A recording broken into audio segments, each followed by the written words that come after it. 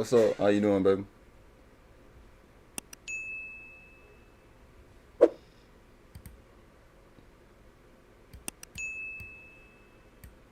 Oh yeah, be ready, goddamn twin.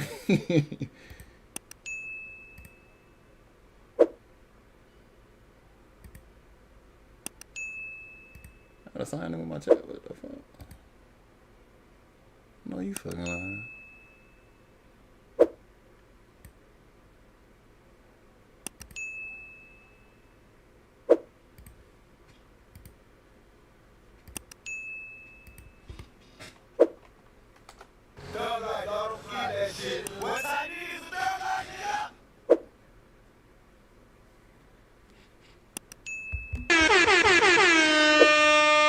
Another one. Another one. Give me a hell yeah. You back, baby. You back. You about to start me now.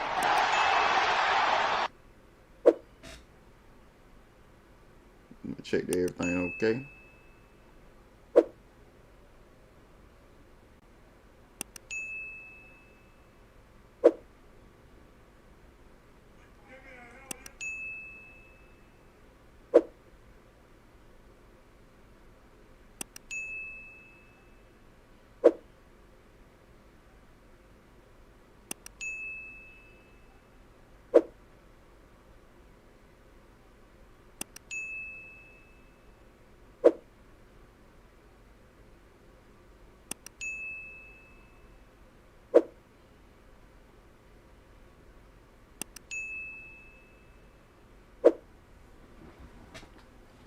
My shit look like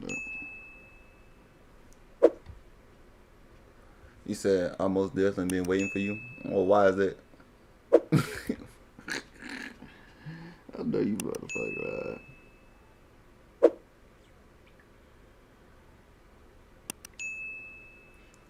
I appreciate y'all giving me the 6K subscribers. I appreciate that. Another one. Give me a hell yeah. Is it? Can y'all hear me? Is everything okay? Let me see. Volume check before we get started.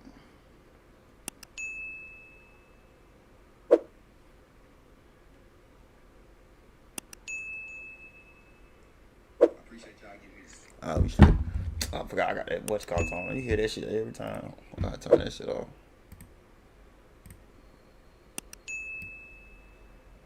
What is it? Is it meter for? Is it 4?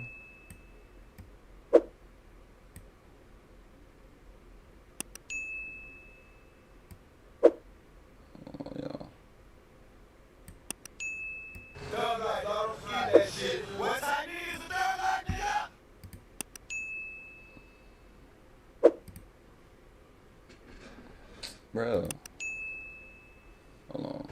I gotta change my chat thing again. What type niggas a thug like nigga?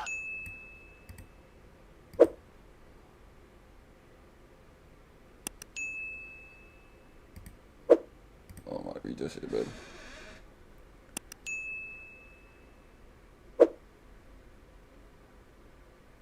Okay, you can hear me? Okay, good. Alright. No. Alright, bet.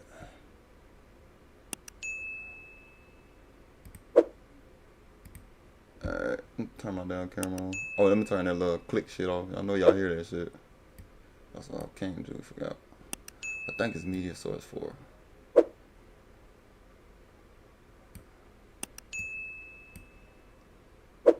It's definitely not. I think it is. I don't want to make sure. So I want to make sure that's not my what's called. Media source 4. Media source 4. Thug like all the that shit. What type niggas a thug like nigga?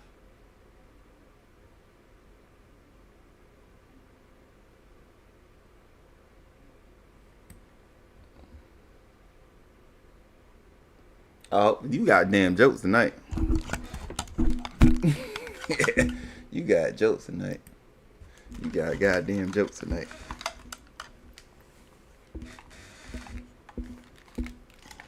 I hope it do. Shit. I still ain't about new. I'm tripping. Alright. Let me check my little streaming shit. Okay, good. Why is my chat box not showing on my regular one though?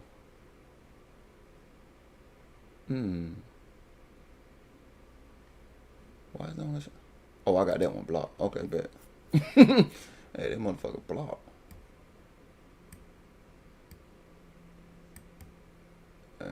Good.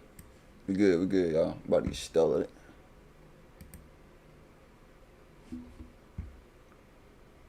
Okay. Alright, so tonight we're gonna dive into some. We're gonna try not to be biased tonight.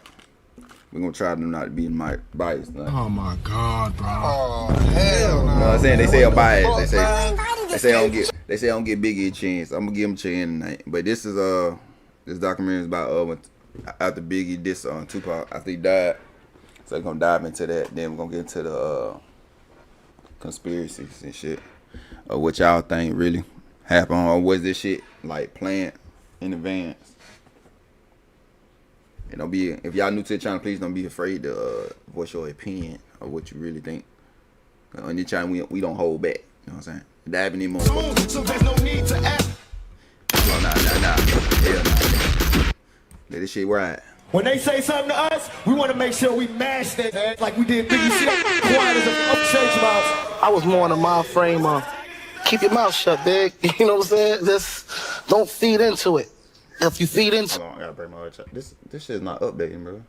What's my fucking update chat?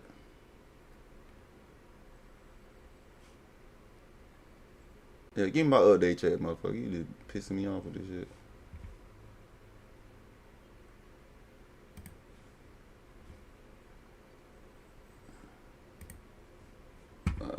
Alright, we ready, y'all. Stream Elements says, Baby Jody 7413 is now live streaming Just Chatting, Insane Hip Hop Sacrifices.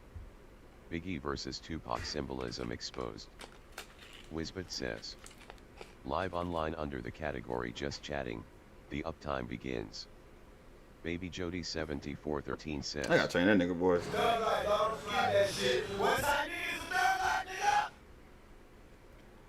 I like your hate, for real, it's real cute, you know. I like your hate. FR. It's real cute. You know you handsome daddy. First of all, I knew it, you know what I'm saying, all that damn chocolate, you know what I'm saying. You only get once in a lifetime, baby, I knew it. I gotta change into the voice, cause he sound creepy when he say shit, man. He sound a little, you know what I'm saying. He sound a little creepy on you, you know what I'm saying. I'm gonna get back to it, I'm bullshit, stop bullshit. Let's get into it, y'all. it, it's gonna do nothing but escalate. His wife pregnant and getting weight like an expectant father not knowing who the baby is. If they have twins, she probably have 2 pops. Come on, man. For me, I drop $1 million on your head. Race you and your whole laid family. down, 5 shots couldn't drop me. I took it and smiled. They hit 6 shots just in case. Mine's in jeopardy, my thoughts are past. I know I'll die soon, so there's no need to act. Eric Borges got it. Look what you made me do. Bring blue, my team in the marine blue. Reminisce on dead friends too. You're nobody till somebody kills you. Shortly after the release of the Biggie diss track Hit 'Em Up in June '96, Puffy decided to respond in form of a mixtape. The volume 4 of the Bad Boy mix.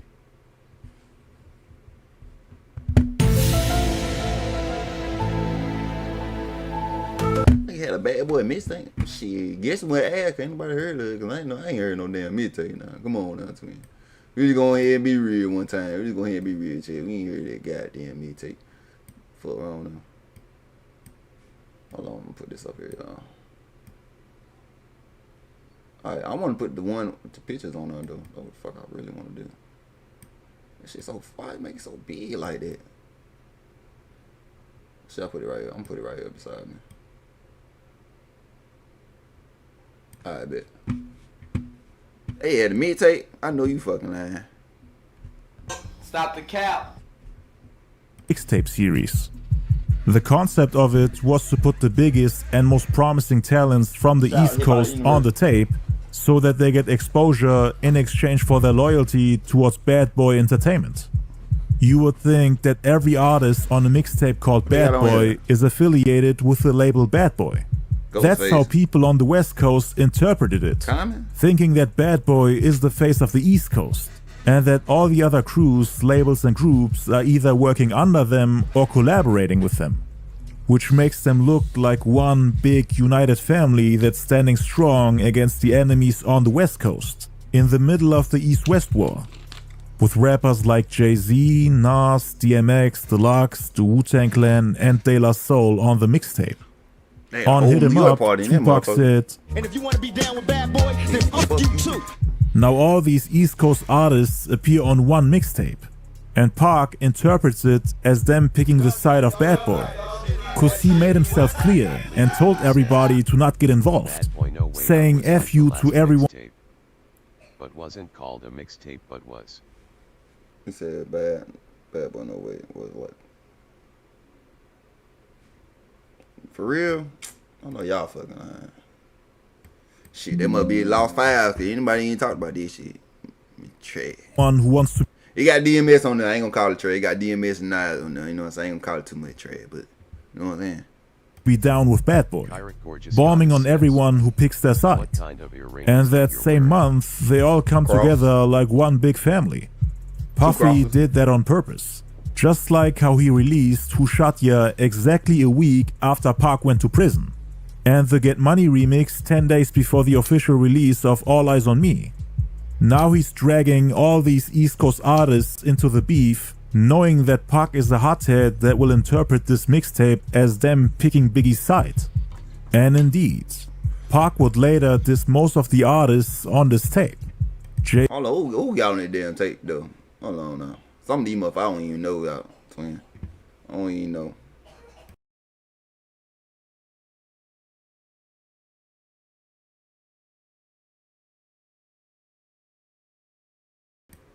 You got 112. What 112 doing on there? We got Nas, Street Dreams. What is that? B.I.G. freestyle. We got Mace, DMX, Niggas Don't Start something. Ghostface. Is that Helter Skelter? Jay-Z with Mary J. Blige, Can't Knock the Hustle. Shaz featuring Jay-Z, I Don't Want to Be.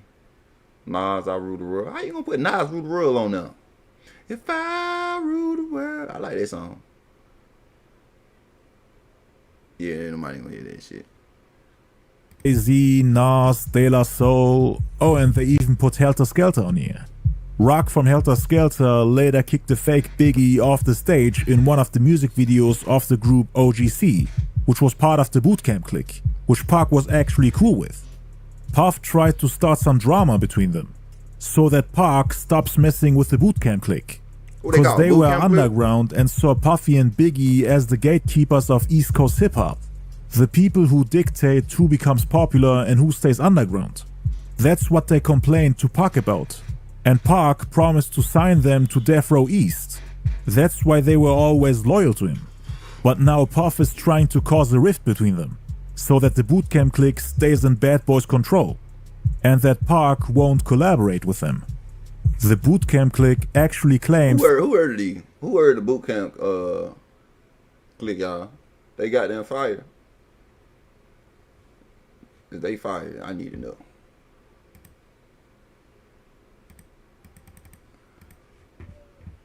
That Puffy blackballed them. Pac was also cool with the Wu-Tang Clan. He wanted to sign them to Death Row East too. But now Puff is trying to make it seem like the Wu-Tang Clan is picking the side of Bad Boy in the beef. Cause they kinda ended on a bad note with RZA getting beaten up by Death Row artists, more specifically by the group OFTB. So they were like, why the hell would we sign to Death Row East when you can't even respect us? And Pac would try his best to save their relationship, repeatedly saying in interviews that he got love for them. He of course loved the fact that Raekwon and Ghostface were dissing Biggie, so he thought they were the perfect addition to their label. But you can't expect them to join after beating up the leader of the group. And now RZA is on the Bad Boy mixtape, producing beats for Biggie's album Life After Death. Part of Puffy's war strategy was to burn the bridges between Pac and the East Coast, so that he doesn't have any supporters or allies left, and so that the King of New York is in control of his kingdom and territory, meaning the East Coast, making it seem like Pac has to go at all these artists, including the Wu-Tang Clan, in order to take down Bad Boy Records. DMX was on the radio dissing Tupac as well. He wanted to use the East-West conflict to kickstart his career. Pac was also under the impression that De La Soul was trying to diss the West Coast on the song Stakes is High. We also had Capone and Noriega on here, who previously dropped a song called LALA, dissing the Death Row artists The Dog Pound and Snoop. We also had Nas on here with the song Street Dreams, using the same sample as Pac's All Eyes on Me, which really pissed him off because he thought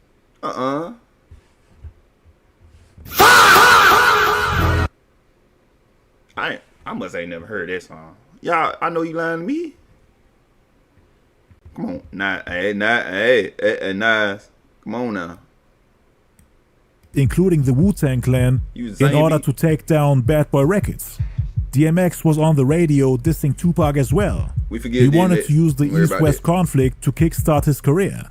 Pac was also under the impression that De La Soul was trying to diss the West Coast on the song Stakes is High. We also had Capone and Noriega on here, who previously dropped a song called LALA, dissing the Death Row artists The Dog Pound and Snoop. We also had Nas on here with the song Street Dreams, using the same sample as Pac's All Eyes on Me, which really pissed him off because he thought that Nas stole his beat. Oh, that's why they started beefing? Jay-Z was on here too. That's why Nas and them started beefing because of their song? Because, what's it called? Sweet.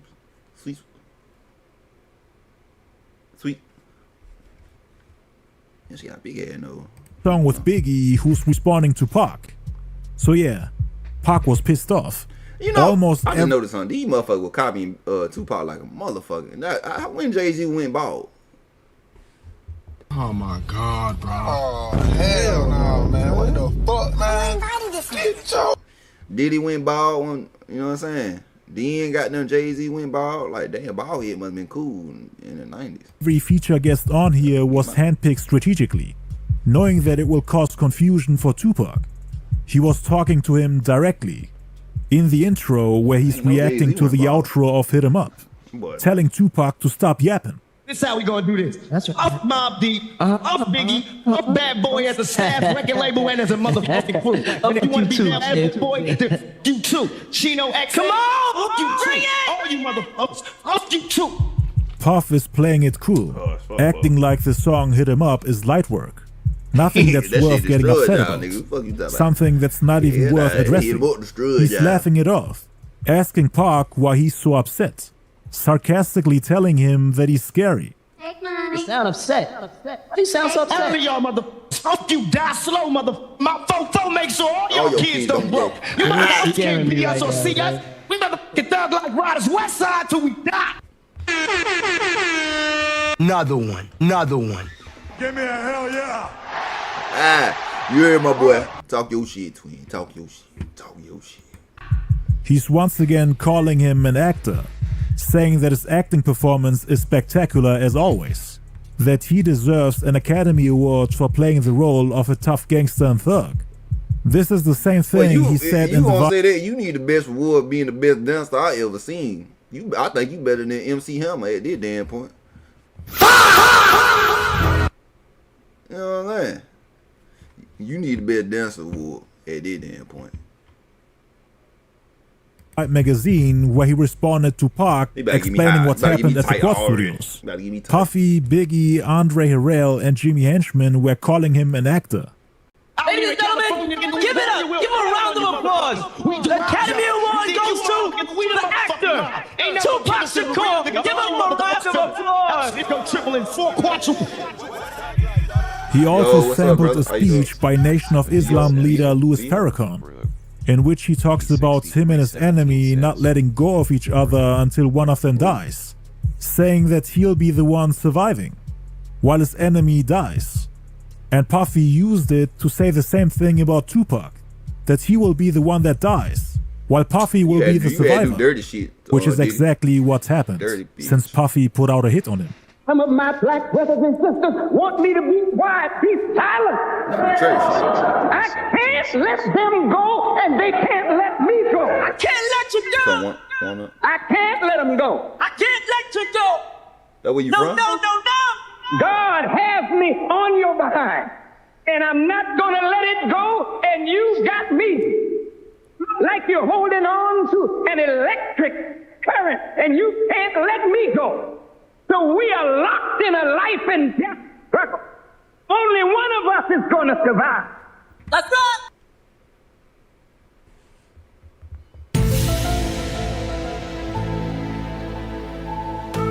There's some symbolism, very symbolism already. Very one.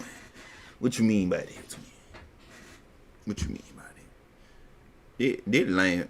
I ain't gonna lie, did lame here for this shit. You gotta do dirty tactics and shit. You know what I'm saying? Song. Y'all ain't fucking my boy. You know what I'm saying? My phone.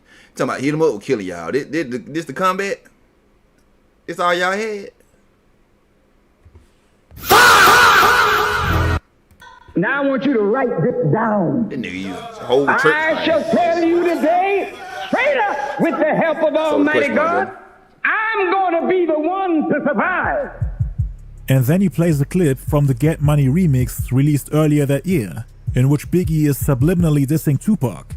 But it went over everybody's heads, so he's playing it again so that everybody understands that they were talking about Tupac. Again, the remix uses the same sample as Hit 'Em Up. They put out their song before Tupac's, and now Puffy is trying to rub it in his face. I'm gonna be the winner, living or dead. Come on! Say what? Come on! Can't harm me, I keep the Are you for? Brooklyn in the house. Without a doubt. I'm a rapper with clout, everybody yap about. On track number 13. I ain't gonna lie, you killing that shit low key though. Low key, I ain't low key. If you gonna give him that shit, low key, we killing that motherfucker. I ain't gonna lie. Called Shoutouts, Puffy gives Dr. Dre, who had just left the label Death Row, a shoutout. Dre and Biggie actually squashed their beef and were now beefing with Tupac both at the same time. The enemy of my enemy is my friend. So he and Big all of a sudden became cool, even though Dre always looked down on him.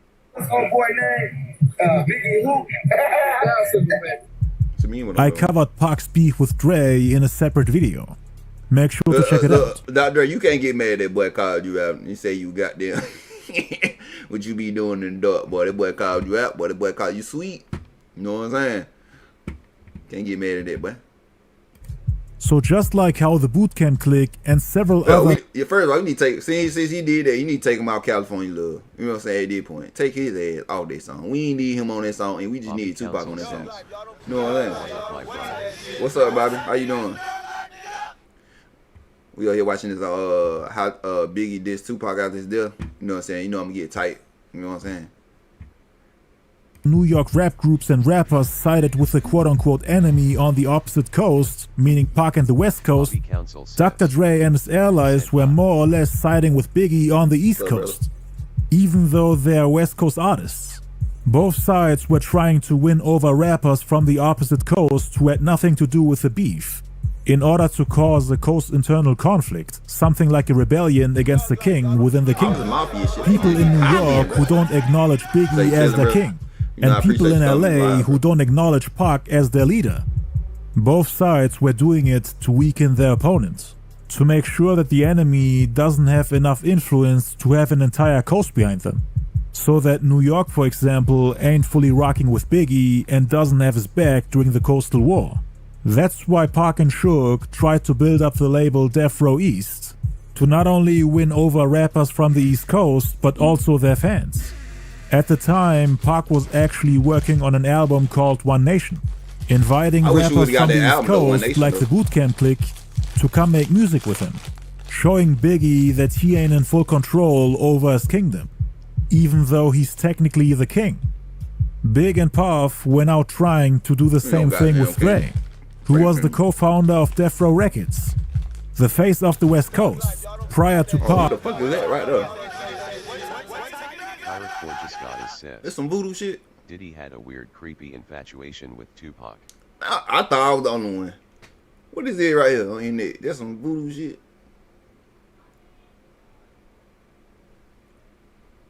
There's no fingers. What the fuck is that? That's a fingernail. Hold on now. Research.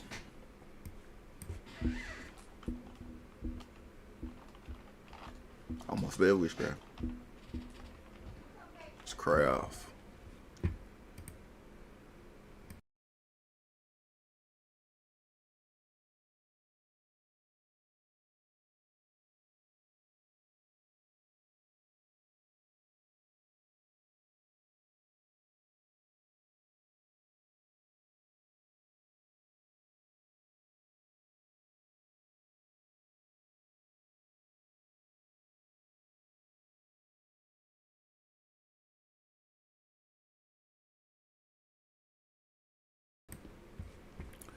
I'm trying to see what he wearing.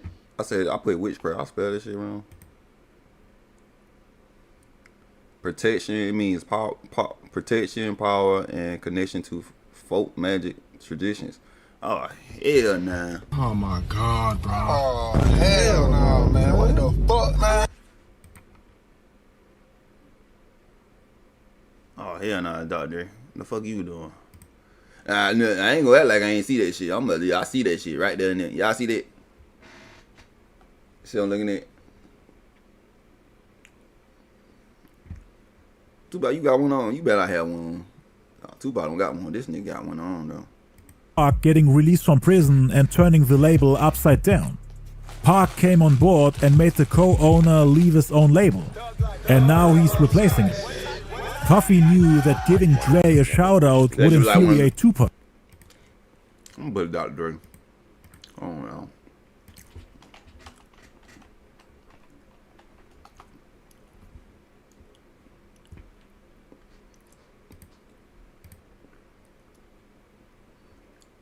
Matter of fact, I need an image.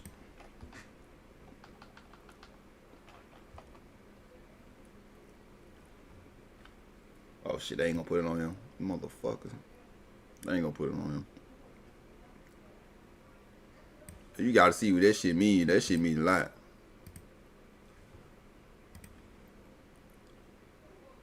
Fuck.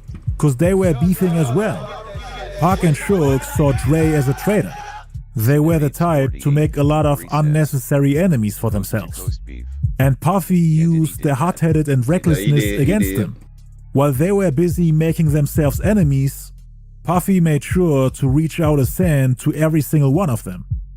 And this made Pac go back in the booth and record an entire album worth of songs going at everyone Puffy gave a shout out to. He could have basically given a shout out to anyone, and Pac would have started beefing with them. That's why I be telling folks, motherfucker be talking about no Vaseline is better than goddamn hit him up. Tupac going against everybody, all the rappers, bro. He wasn't going against his group like Ice Cube. He going against his whole. He going the whole coast, New York, and everybody, bro.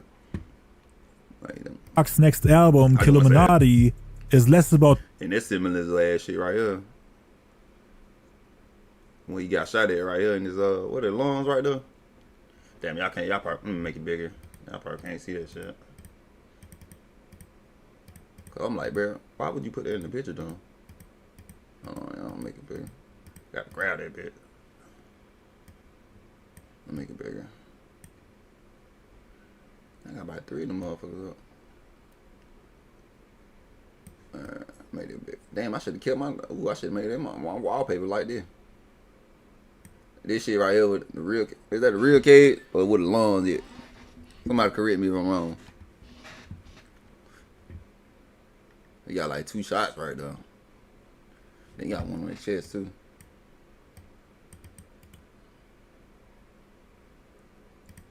Oh shit, fucked up.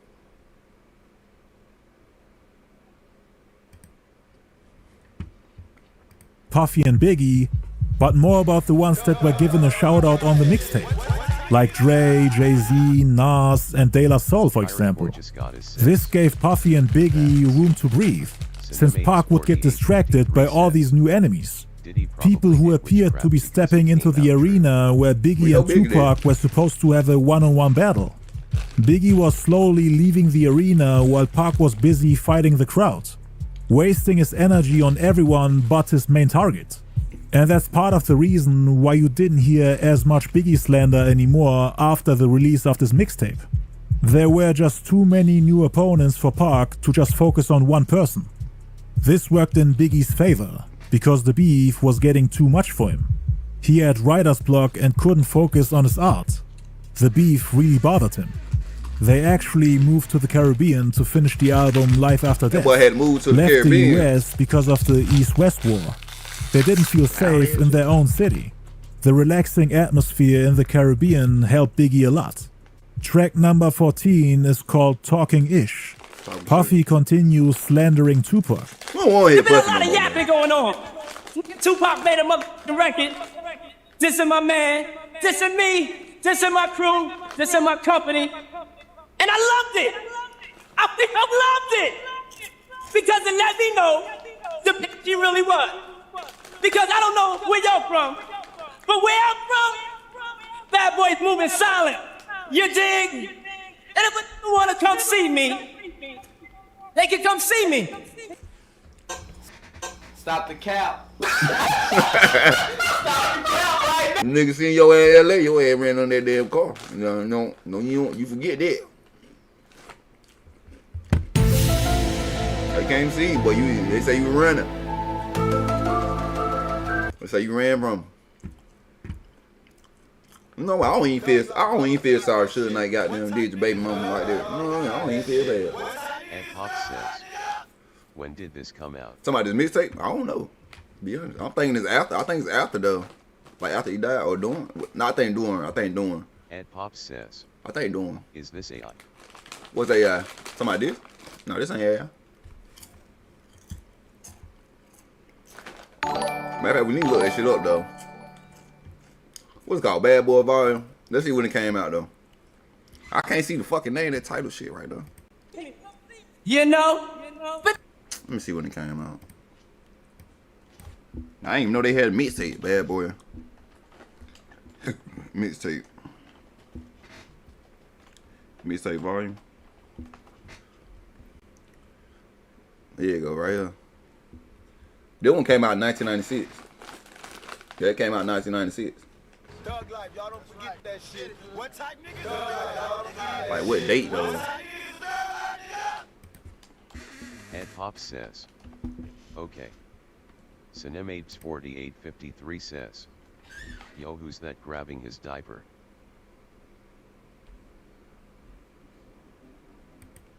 It won't tell me what date it came. Like what date, bro? Like okay, Bad Boy Volume. Oh, this shit. No, bro. It won't tell me when the 1996 came. I don't know if it's after he died, Tupac died, or before. I'm thinking it's before though. Pirate Gorgeous Goddess says, it's crazy because Tupac and Diddy both are from Harlem, New York. Yeah, fat. I think they stole it from Nas though. I think they stole this cover from Nas. I think. Correct me if I'm wrong, y'all.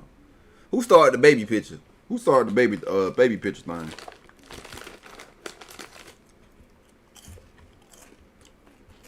Hold on. First of all, what kind of chain he got on? I didn't know. Y'all see that shit? What chain is that?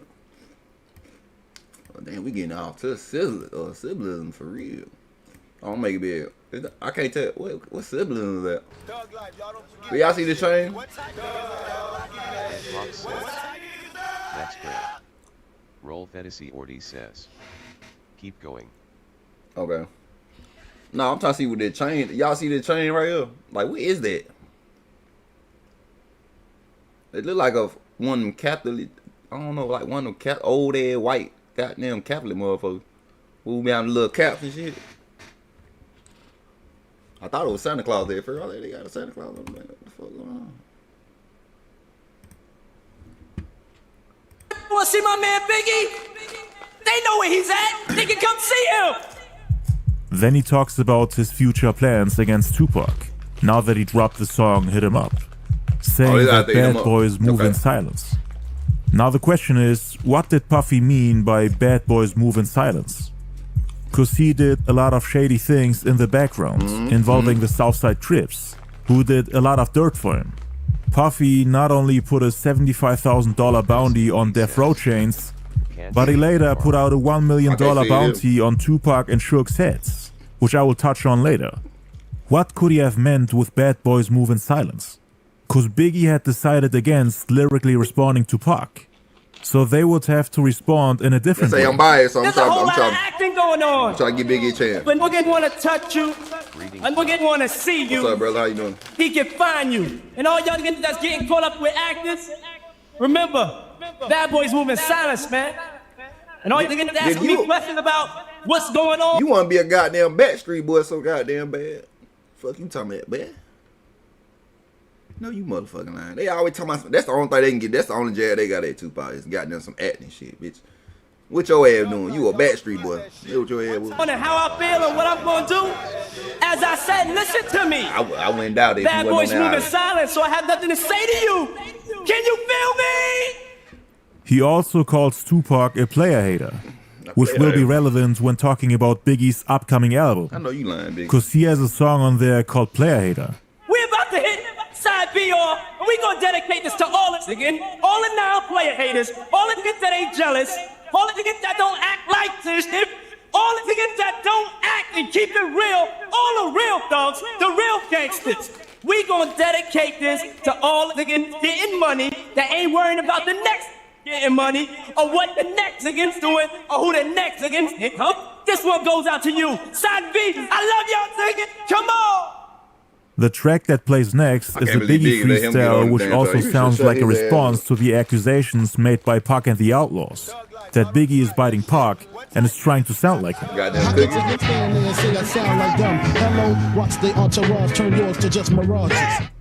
Biggie is also singing the hook of the Get Money remix on the same track, which he did on purpose to imply that the line was indeed aimed at Pac.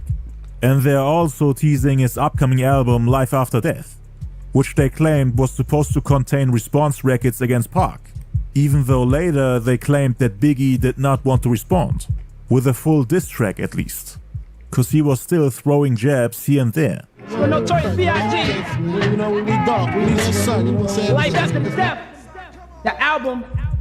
The final song on the mixtape contains more shots at Pac, but this time more direct. It was a song Brooklyn's Finest with Biggie and J. I ain't gonna lie, Biggie. I'm trying to give you a chance. But goddamn Diddy, goddamn voice is fucking me up, bro. Like, yeah, shut your ass up. Damn.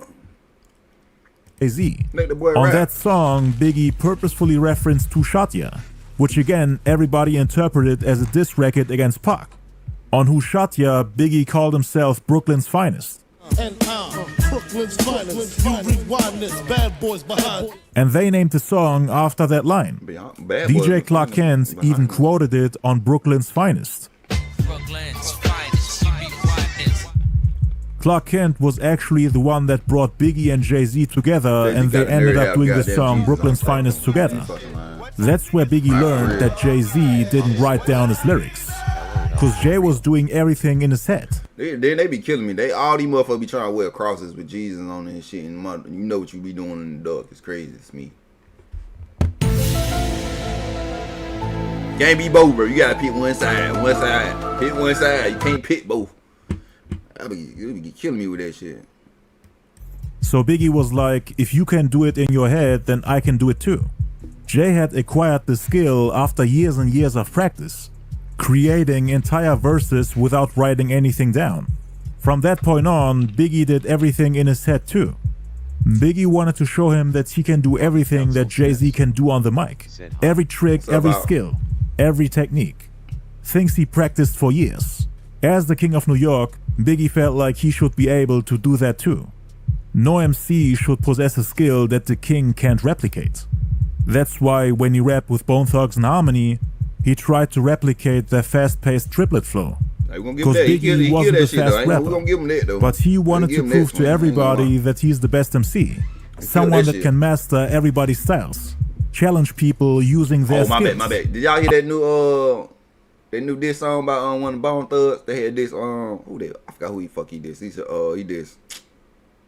he dissed Finesse 2 times. Y'all heard that shit? Let me know. I forgot which Bone. Bobby Council says Jay-Z will never be better than Tupac. Another one. Another one. Give me a hell yeah.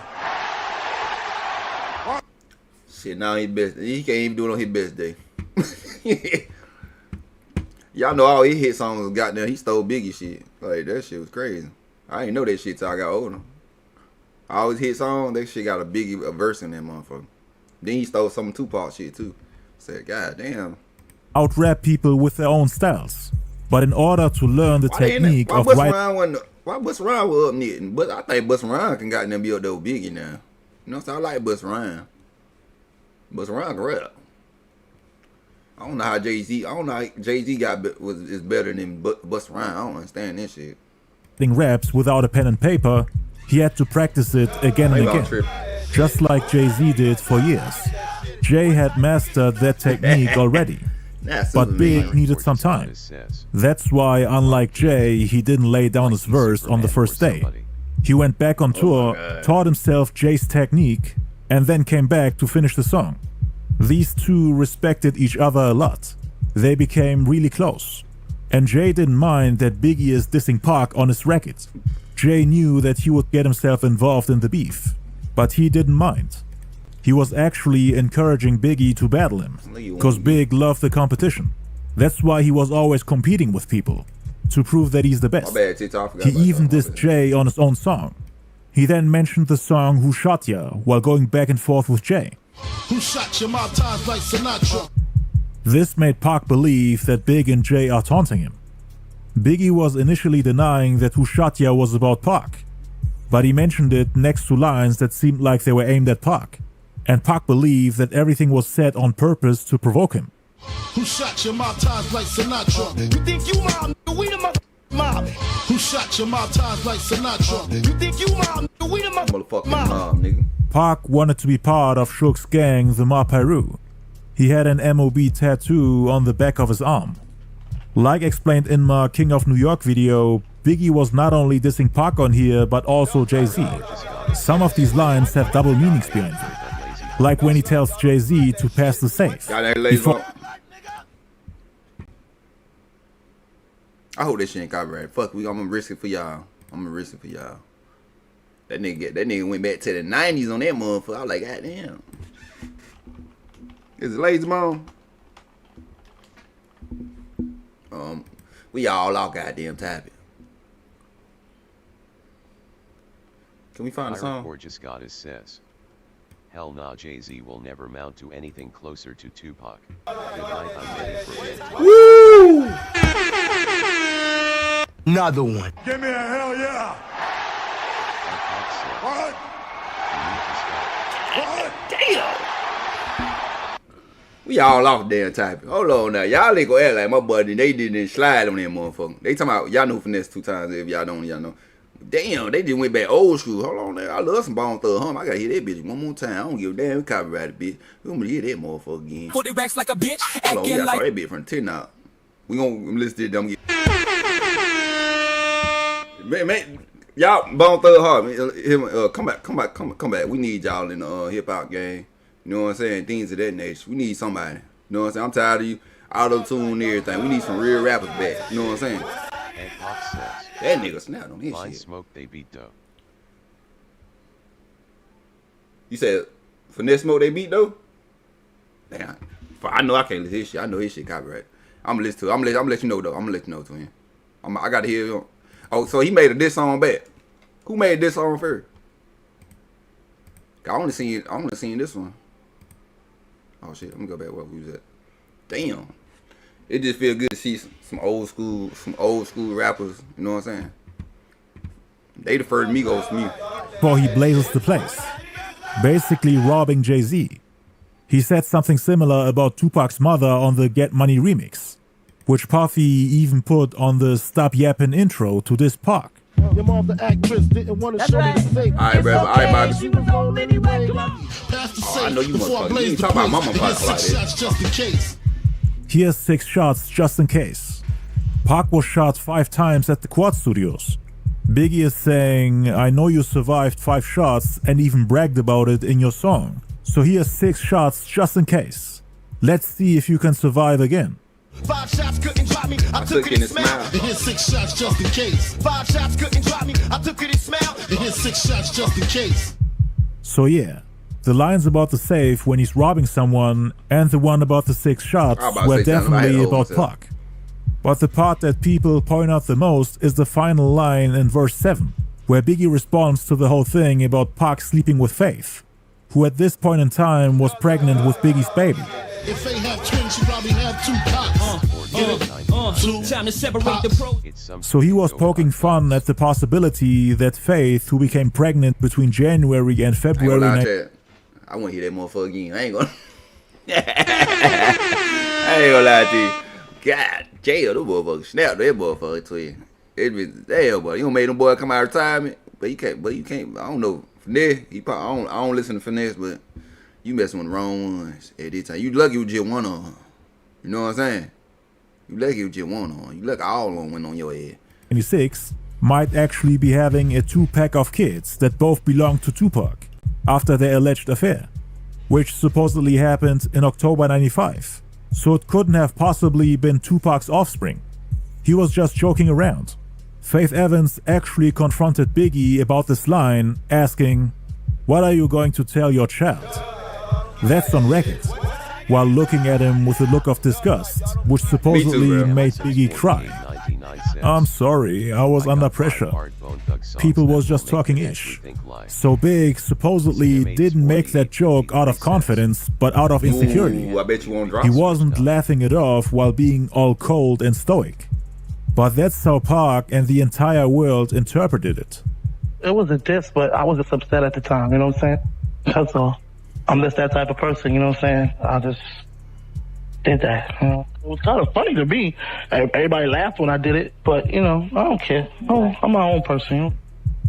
Biggie and Fat Joe then supposedly started working on a collab album together, dissing Tupac. They made around 5 songs in total, but never actually got to finish the project as Atlantic Records heard about it and intervened, offering Joe to help him form his own record label, which later became Terror Squad Productions. This is all according to Fat Joe himself, a collaboration between the quote-unquote Puerto Rican Don and the Black Don, going at Makaveli the Don on the West Coast. They felt like they were the Dons of the East Coast, so it was their job to respond to everybody want dressed in suits and shit and all type. We got this going real. Fat Joe bald headed too. Like that, we gonna walk past that shit. Like my point in my previous live, but I said, but after Tupac died, all the motherfuckers fell out. I ain't gonna lie. The motherfuckers ain't had nobody to copy no more. Let's go ahead and be disrespect real. from Tupac. Puff Daddy was supposed to produce the album and offered Joe a record deal, but he decided to start his own record label instead, signing artists like Big Pun, Cuban Link, and the group Terror Squad. I like Big Pun. Another one. Shout out Big Pun. Give me a hell yeah. May you rest in peace, brother. They did you wrong, but they did you wrong, twin. They did you wrong, twin. You know what I'm saying? I did a previous live on the life of Big Pun and DMX at the same time. Y'all make sure y'all check it out. I would never do DMX or Big Pun again because that shit's so sad. That shit's so sad, bro. That shit's so sad. According to Joe, the songs they recorded will probably never see the light of day. Jay-Z also tried to motivate Big to respond to hit him up, and even offered to help him. But Biggie didn't want to add more fuel to the fire. And this would confuse people because he would always make conflicting statements about whether or not he's going to respond. Because in interviews he was teasing diss tracks on his upcoming album Life After Death, telling people to stay tuned, and that they can look forward to a response. But now he's telling his team to leave it be, making it clear that nobody is recording response records or else they're getting thrown off the group. Meaning both Junior Mafia with Lil Cease and Lil Kim, and also the commission with Jay-Z and Charlie Baltimore. Brother. I see you. The entire team was ready to respond, but Big told them that he won't mess with them if they do. Mafia wanted to do a song. You know, Kim wanted to do a song. Even I was like, yo, let's go. Do something.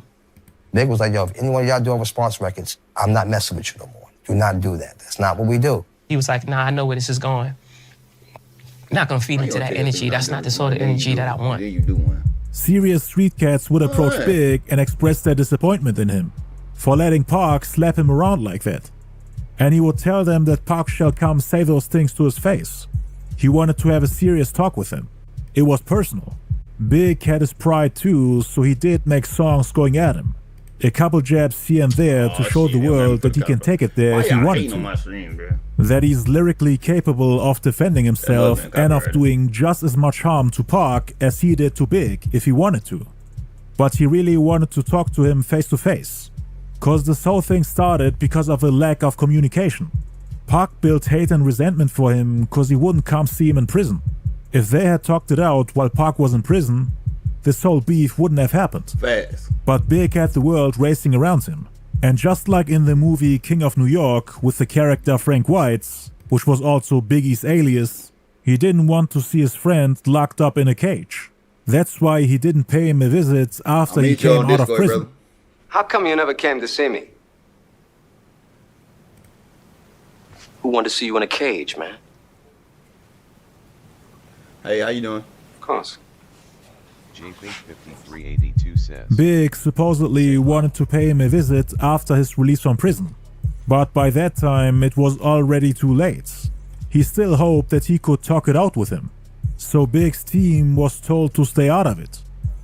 According to Fat Joe, people in New York were bumping Hit 'Em Up in front of Biggie to annoy him. Walking around with a boombox blasting the song while Big is minding his own business.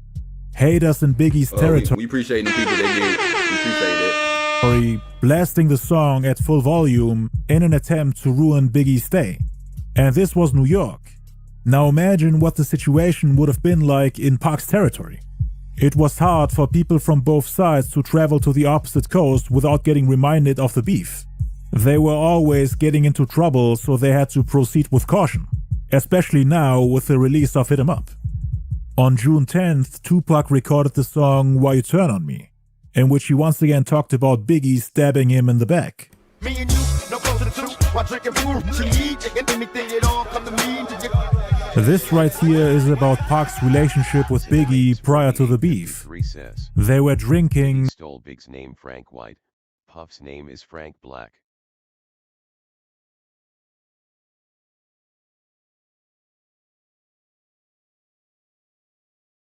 That's all they did, is steal people's shit. You know what I'm saying?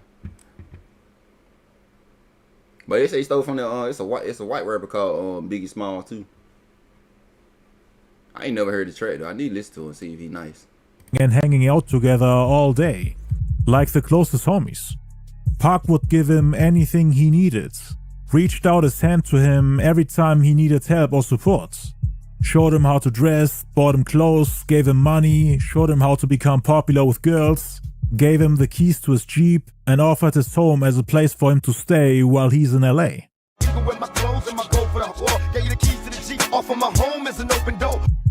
After Biggie became famous, things started to change.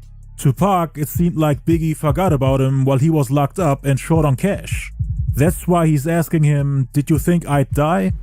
He chose not to cooperate with Pac when he was robbed and gunned down, and completely ignored him.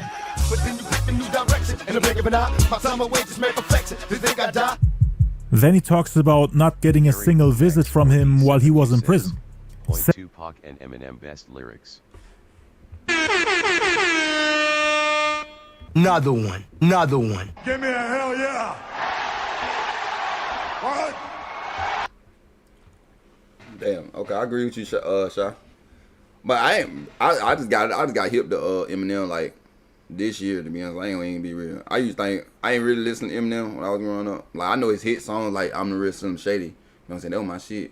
You know, and his song with other groups and shit. But I just recently started listening to Eminem. I said, boy, that boy can snap. I would love to see Eminem, Easy, Tupac on one song. Shit. Another one. Add Bone Thugs in that motherfucker too. Shit. Hell yeah. Saying that all is. Cinemapes4853 says, yeah, when the feds raided his house, they found the name Frank Black. They found Frank Black? So they have a real name? So did it? What is his name? Hold on now. What is it real? I thought his name was Diddy the whole damn thing. P Diddy, what the fuck his name? What?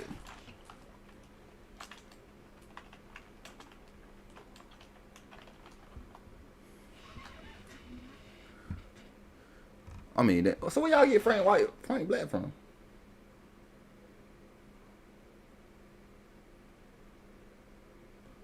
Big was big. Thug life, dog. Don't feed that shit. What type niggas the thug life, nigga? So what Frank?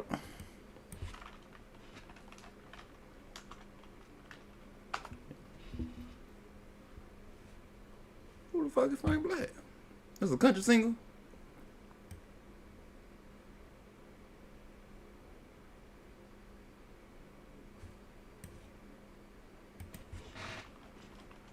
Cinemapes4853 says, Diddy's fake name for meds. Oh, that's crazy. What the fuck?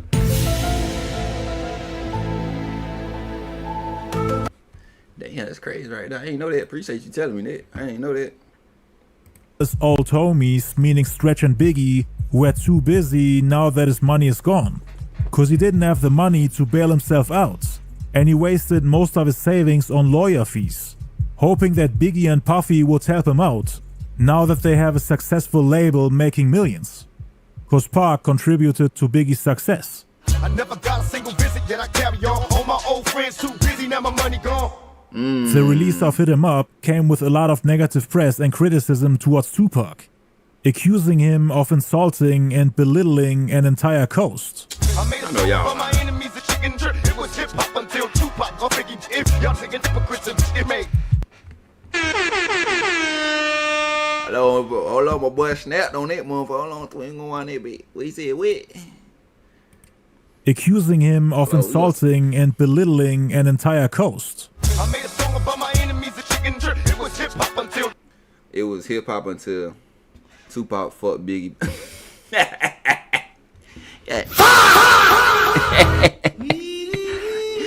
Told her ass up, you hear me?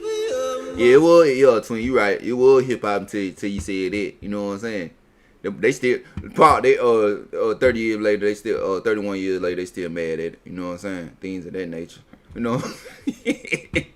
She still won't tell the truth for some reason. She won't tell the truth, though. We all know she lying. We all know she lying, twin. We all know she lying. But make sure y'all tune in on May 8th. We are going to watch the Grammys when they introduce Tupac. All Eyes on Me. They're going to induct it. So we are going to watch. I will be trying to stream that live. With Puffy trying to unite all the major New York MCs to stay next to Biggie, while he's doing this whole back and forth with Pac, Pac thought that he needs to show people that he doesn't have a problem with the East Coast, damn, that song but everyone too, that's affiliated with his enemies, meaning those who diss him, look down on the West Coast, or are close to or part of the label Bad Boy or Dr. Dre's Aftermath Entertainment. Who they signed with? The next thing he decided to do was to unite both coasts by cherry-picking artists on the East Coast he wants to be cool with and see on top, while continuing to battle the rest of the East Coast, those that chose Biggie's side in the war. And he wanted to accomplish this with the East Coast-West Coast collaboration album One Nation, which he started working on June 14th. He did songs with Black Moon, Smith & Wesson, OGC, Helter Skelter, Greg Nice from Nice and Smooth, The Loonies. He also did songs with Big Daddy Kane and wanted to work with the pioneer Melly Mel. Hold on now. Hold on. It's called www.7days the movie. What the fuck is that? Oh, that's a Tupac movie? Damn, I want to hear that shit one more time. I ain't gonna lie. It's called what? Is that a Makaveli movie? www. The 7 days. What it was? 7 days what? Oh shit, no, I lost it.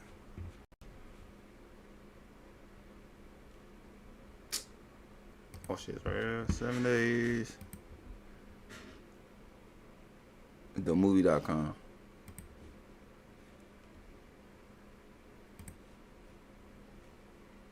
I ain't meant to go this one. WWE.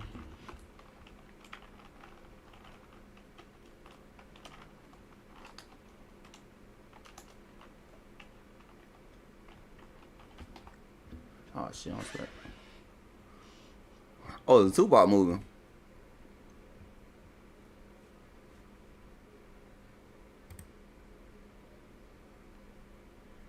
Got so many damn movies I can't keep up to me. Like, based on the true and untold story of Tupac producing, a whole lot will change. Let's see what it look. I want to see what it look like up close though. Damn, I can't see the image. Yeah, damn. Okay. Okay, I'm gonna check it out. Oh shit, we might have to stream that.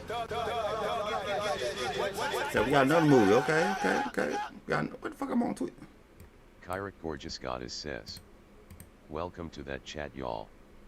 Subscribe." Wanted to sign to Death Row East.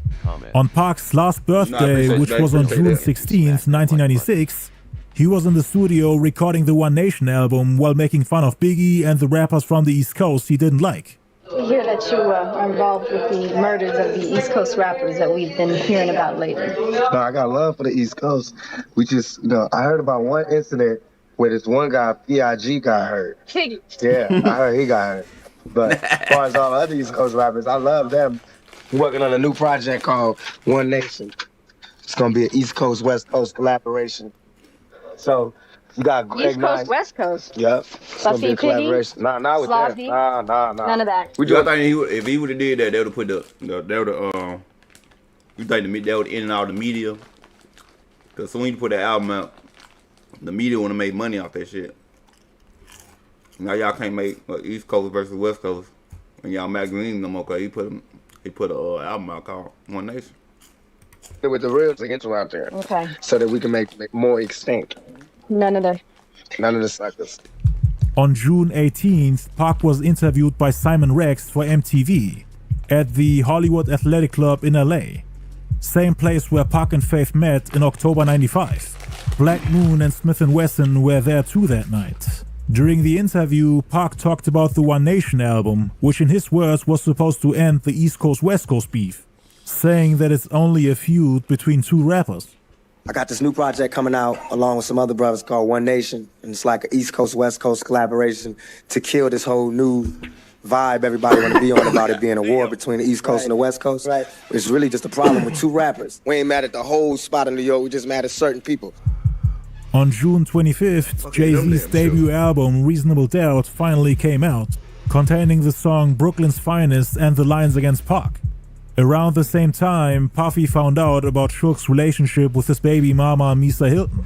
Wolf, the man Suge accused of shooting Big Jake, showed Puffy pictures of Suge and Misa Hilton together, which supposedly were in a Death Row Artist Press magazine at the time. Suge had his arm around Misa Hilton, while she had Puffy's 2-year-old son Justin in her arm. Not only was the photo itself disrespectful, but the caption made everything worse. It said, "The East Coast can't take care of their own, but what the East Coast won't take care of, the West Coast will." You know what I'm saying? The ad, which was... She needed one. I know she know everything about Diddy. She need to drop them fucking info on Diddy ass. Now you probably paying her good money though. Discussed on New York's Hot 97 by resident gossip Wendy Williams, never ran anywhere, but reps were tarnished nonetheless. Puffy was enraged and fuming when he saw those pictures. His ex-bodyguard Gene Deal said that he saw a vein come out of Puffy's forehead out of anger, and he also claimed that Puffy made a couple of phone calls later on, yelling and cussing people out. What the hell is Suge doing with my son? Is he trying to threaten me? They stayed up until the next morning because the situation was so heated. It was hard to calm him down. He tried calling Misa Hilton, but she didn't go on the phone. So he allegedly panicked, thinking Suge Knight had kidnapped his baby mama and son. On June 30th, Puffy was rushed to the emergency room of St. Luke's Roosevelt Hospital in Upper Manhattan, where he was treated for a deep cut to his lower right arm.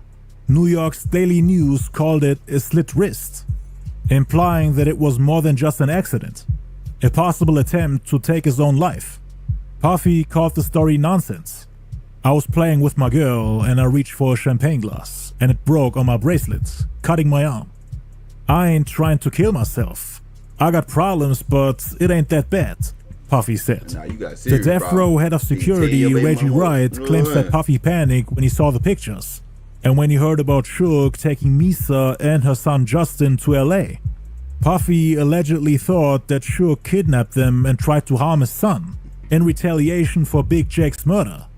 On Hit 'Em Up, Pac had threatened Puffy and Biggie, saying that he'll make sure that their kids won't grow.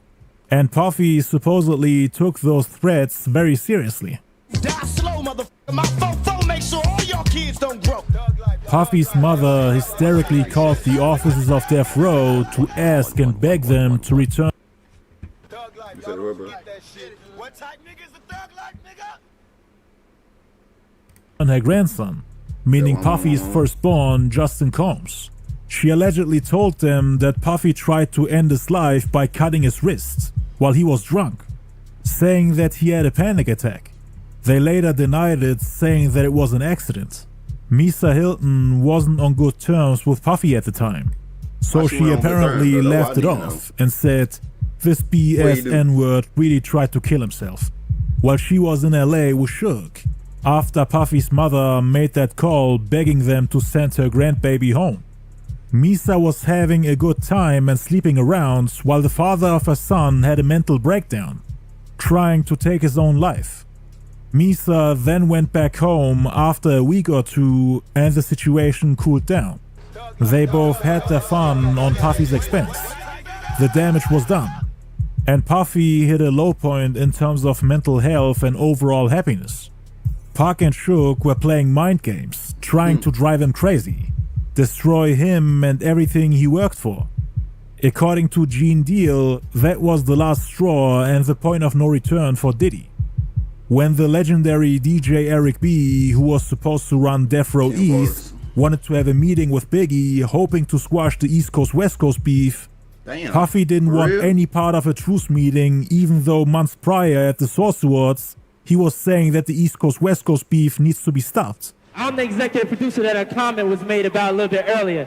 But check this out. Contrary to what other people may feel, I would like to say that I'm very proud of Dr. Dre, of Death Row, and Suge Knight for their accomplishments. And all this East and West that needs to stop. Puffy wanted revenge, but didn't know how to get it without potentially She had that damn award and didn't know who Tupac was. Crazy. Ruining his business and reputation as a serious and noble label boss. In interviews, he was all positive and peaceful, made it seem like he's ready to just shake hands and end the beef. But behind the scenes, he was pulling strings, rejecting peacemaking efforts from people that are close to both sides or from leaders like Farrakhan, who are known to solve problems, squash beefs, and make peace. It was important for him to look like a saint to the public. He and Suge were polar opposites. Suge didn't care about getting labeled a villain, bully, tyrant, terrorist, gang member, or bad guy in general. Puffy always wanted to look like the good guy, even though he did a lot of bad things behind the scenes. Overall, he cared more about his public image. But his hatred for Suge and Pac made him... Who y'all take? Y'all take Suge? Or y'all take Diddy? If you had to pick one, which one y'all pick? Diddy or Suge?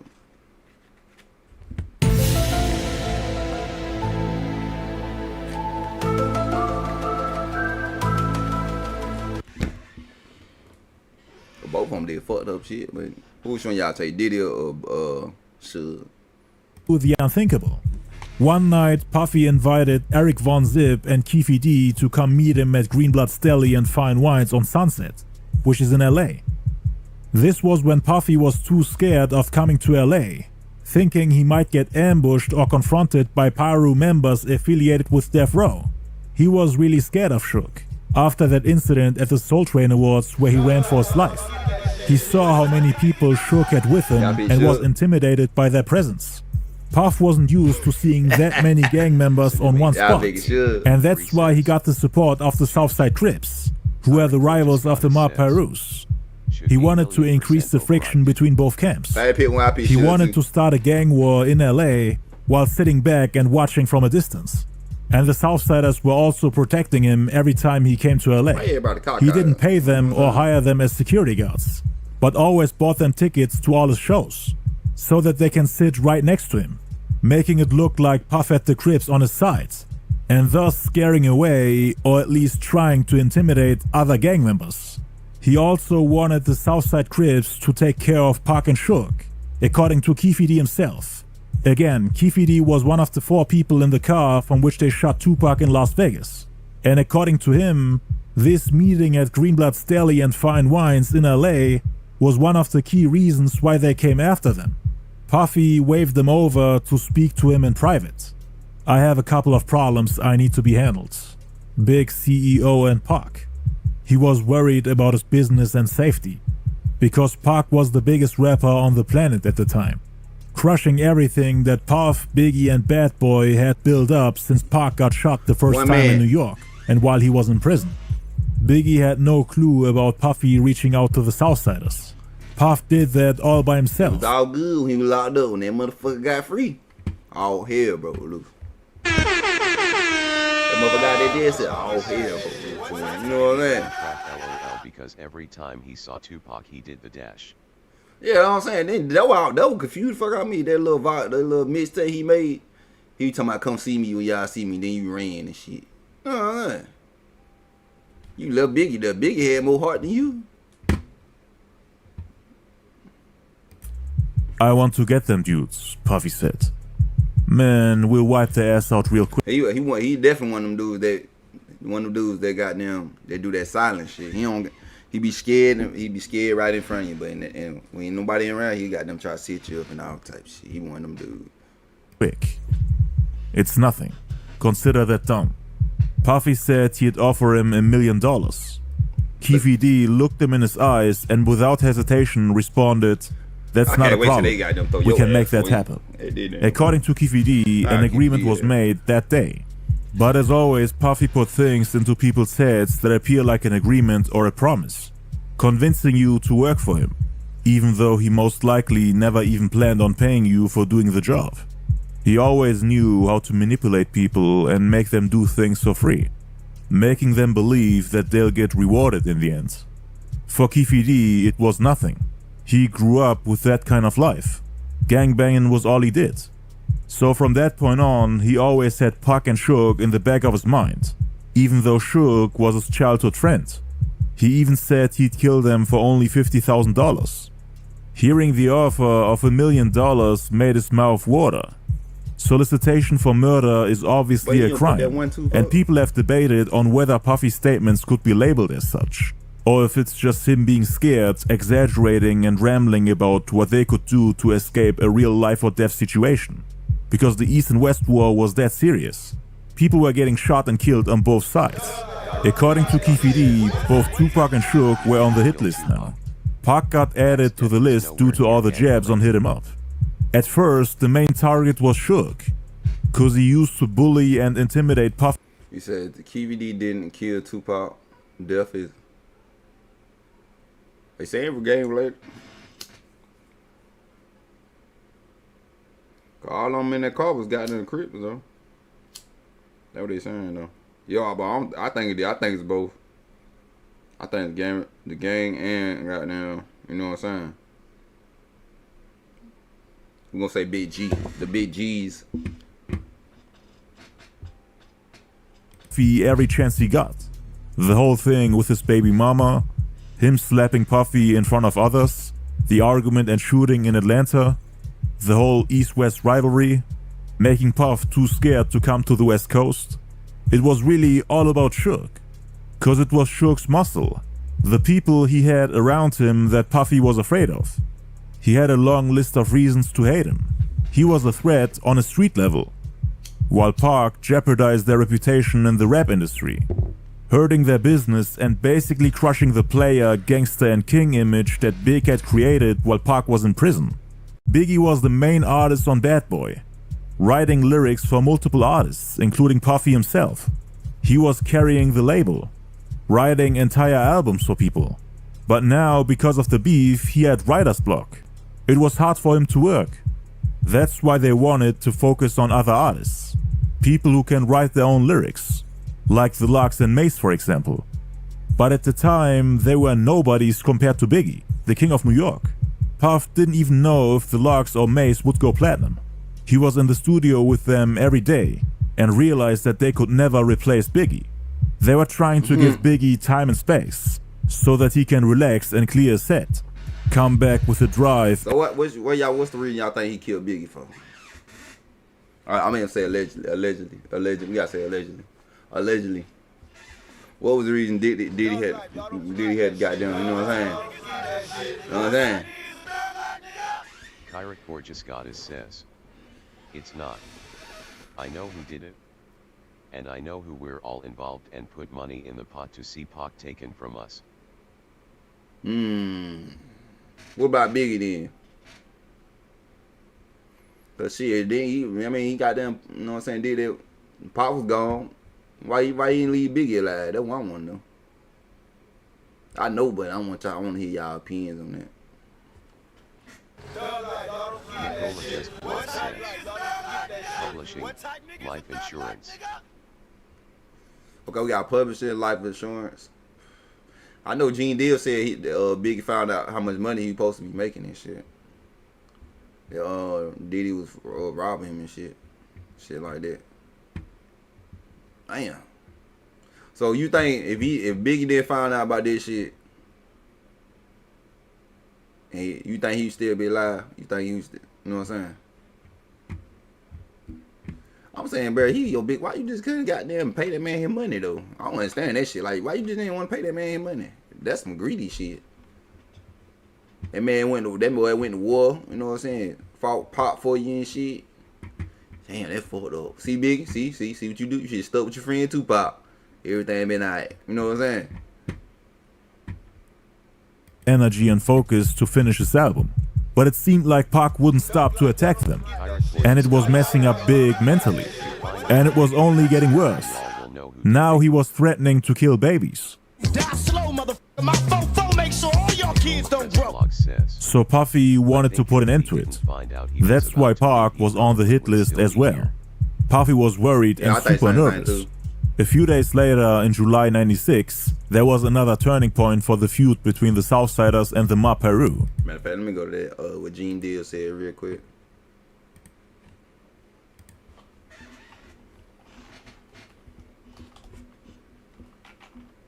Gene Deal was the personal bodyguard for Biggie and Puffy.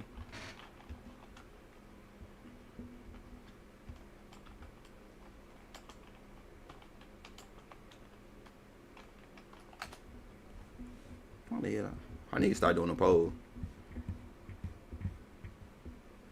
Oh damn, I ain't see this one. He said Gene Deal on why Biggie never gave Tupac money to get out of jail. Hey, he be streaming live too sometimes too. Nicola Just Blog says, I mean, if you think about it, would Diddy be Diddy today if Biggie would have left?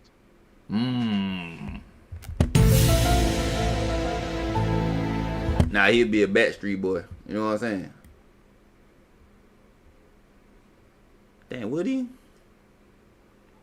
Kyric Borges Goddess says, facts.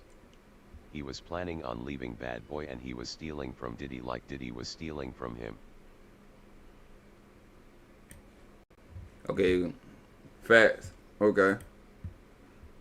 Okay, did Gene Deal the person bodyguard that was with him and shit? Let's see what he say. Let's see what he say. You said that Biggie had showed you a contract that he was going to sign with another label after this next album? Yeah, Big had a contract, and what happened was when me and Puff rode on the plane coming back down there, Puff gave me his briefcase and everything like that. Like, yo, here, like me carry this shit. Say, all right, motherfucker, I got 5 hours, 6 hours on this thing. Let me see what's in the briefcase.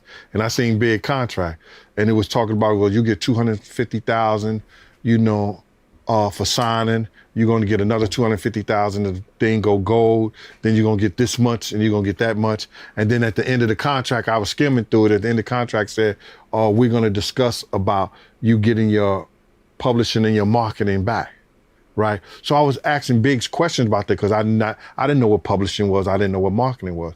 And Big was showing me a contract because I was saying to Big, Big was like, yo, Gene, I like you. I would take you with me, bruh, but you love that nigga too much.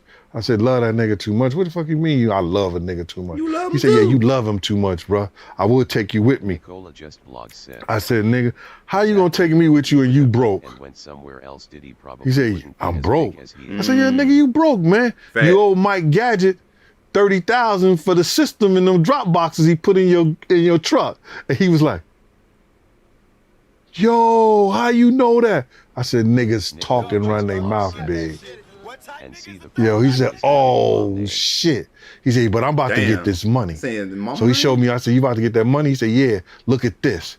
It had Charlie Baltimore, Cameron, Little C's, Little Kim, Junior Mafia, Tracy. Pirate Gorgeous Goddess says.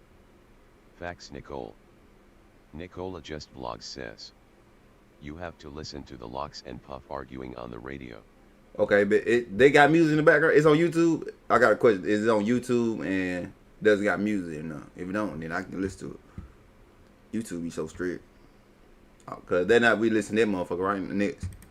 I don't know, Tracy Murray, Tracy Lee. Tracy Lee and the commission.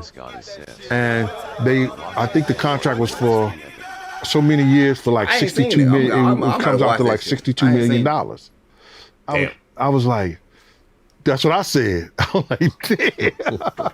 I said, yo, Big, you know what I'm saying? He said, Big, because he was smoking those soft pack Newports. I say, Big, you want a Newport? Because I wouldn't give him a Newport at first because I had the box Newports, you know, shit like that. I said, Big, you want a Newport? He was like, yo, Gene, my man. You know what I'm saying? He said, yo, now you want to give me a cigarette now. I said, nigga, you gonna be the man with that. He said, yeah, man. He said, but listen, I'm gonna get rid of the whole Junior Mafia. They gonna have to start writing. The people who gonna be there gonna have to know it's a business now. You know, they're gonna have to start writing and holding their own. He said, I said, what's up with Lil Kim then? He said, that's my bitch. She good. She don't mind working. I said, all right. So then his mother had called. And she was fussing with him on the phone. I could hear her because she owed. No, the sad part is this information out here about these contracts and the what be going on with these contracts and people still be signing them motherfuckers to this shit. I'm like, y'all niggas stupid. Nicola just blog says. Some of y'all stupid. Puff didn't even write. I know that nigga got famous off. Not even did dancing, bro. Like I can't believe he did. Yeah. I don't understand motherfucking hip hop. Yeah, motherfucker be talking about he's a legend, this and that. He's an icon. Shit, he ain't do nothing. What he do? Says, listen to Maze arguing with Puff about publishing. We gonna do nothing. Yo, I like that. Okay, I got you. We gonna listen. What's called them for the Locks and then we listen to that one. And Mason, y'all said Mason. Okay, bet. He owed the contractor $60,000 for a house that she was building in Philly. So what the hell? So why they I need to know the story on what's called. What's the dude that was in Bad Boy? I think he was like the one of the first artists before Biggie. What his name, man? He had a big nose and afro. Damn, what his name was?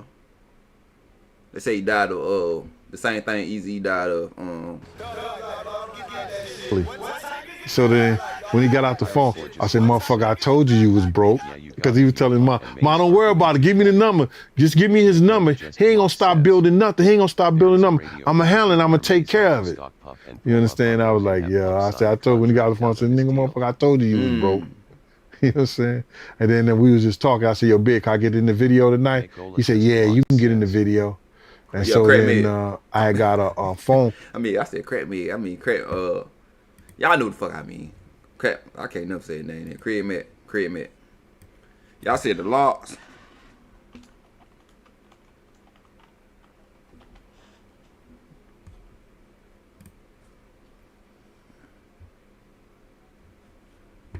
Which one the interview? Damn, 14 long. Goddamn.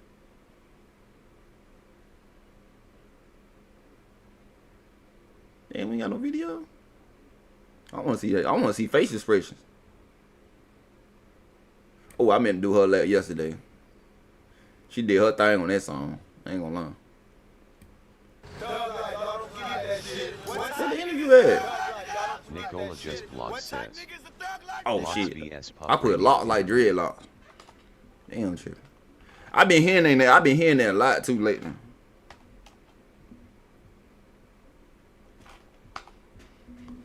They a rap group, son. Can we? I thought y'all said it was an interview. This it right here. Oh, this say Mace run up on Diddy at a radio show. Oh, he ran up. Oh, that boy gangster. Just blocked says. It's just audio. Oh, I like to see face expression. Let me hear it. This it right here. Nicola just blocked says. In the city. Oh, I might sound like that. Sound crazy. Hello? Hello? Hey. Oh, that's me. I'm better now. All right, it's countdown time. We're going to hook you up. Actor number 1. I have some tickets to hang out with us up. I don't know about that music, though. I ain't gonna lie. Can we get this one? I don't know about this shit. I'm gonna risk it for y'all tonight. Fuck it. I'm trying to find another one.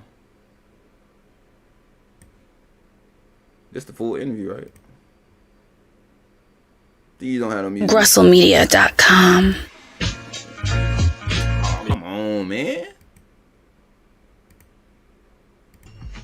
And publishing. Okay. Now, the issue with us is we've been in this game. Which one? This the real I one? ain't heard to say nothing about him. And first of all, you know, I think the first one was the real one. Hold on, we go to the first one. All right, it's countdown time. Most requested songs. D-Block is here today. Can y'all hear it? You didn't really give an announcement. You didn't really tell people what it was. And we've been getting wind of it from other places, but you didn't officially give me what the word is. Do you want to do that? Tell me what exactly. Go ahead, SP. Come on, SP. Give me exactly what the word is, man. It's only half a word now. See, because we went ahead half of it. It's half the business sense. The word was we ain't trying to work till we fix, we get what we do. That was the word. And that's on. Go ahead. And from when we was here, we got half of it fixed from just being here. The phone started ringing, you know, we got on the plane, we went in, sat down and met. You know. What got you to that point in the first Nicola place? just blocked says. Diddy calls up Slavery. going back I don't know what better way to put it to you. Like it's like if you work, if you was coming to this job every day, right? And you pointing in your hours, you know. Let me know if y'all can hear it. Make yourself the voice in New York, and I'm in the cut somewhere, taking half of your money for what you do. Like that's the label. Taking half of your money? No, that's not the label. That's publishing. That's Puffy. That's publishing. You know what I mean? So it gets tiring after a while. Like if that shit 2005, goddamn, I don't even know. How does this work? So when you got signed to Bad Boy in the first place, you sold your publishing to Puff, right? Now, this is what happens when you're young and black and coming off the street and coming from high school or wherever you coming from. You don't really know what's going on. You know what I'm saying? Mm-hmm. Okay. And these lawyers, you got to charge some of it to the lawyers too. Definitely. For letting you get in that situation. You got to charge yourself first and foremost for putting your John Hancock on the paper. But then, like, after a few years and after 10 years and 12 years and you become of age and have kids and have a life ahead of you, nobody never took nothing from me. Like it's hard for me to look at Diddy. It's hard to go like to be phony about it and pull him out on stage at the Hova concert and do the Benjamins, and it's hard. Like it's not. Have you talked to him about millions of dollars? This is my life. It's worth dying. It's worth killing over. Like serious. That's what people don't understand. Don't say Jada, you bugging. Or it's worth really killing. Like. So this Jada kid right who was saying that. Okay, big. Sit down, think about it, pull it all on the table. It's really worth doing it over. Like some things ain't worth it. That's one of the things that's worth it. Yeah, millions? Me personally,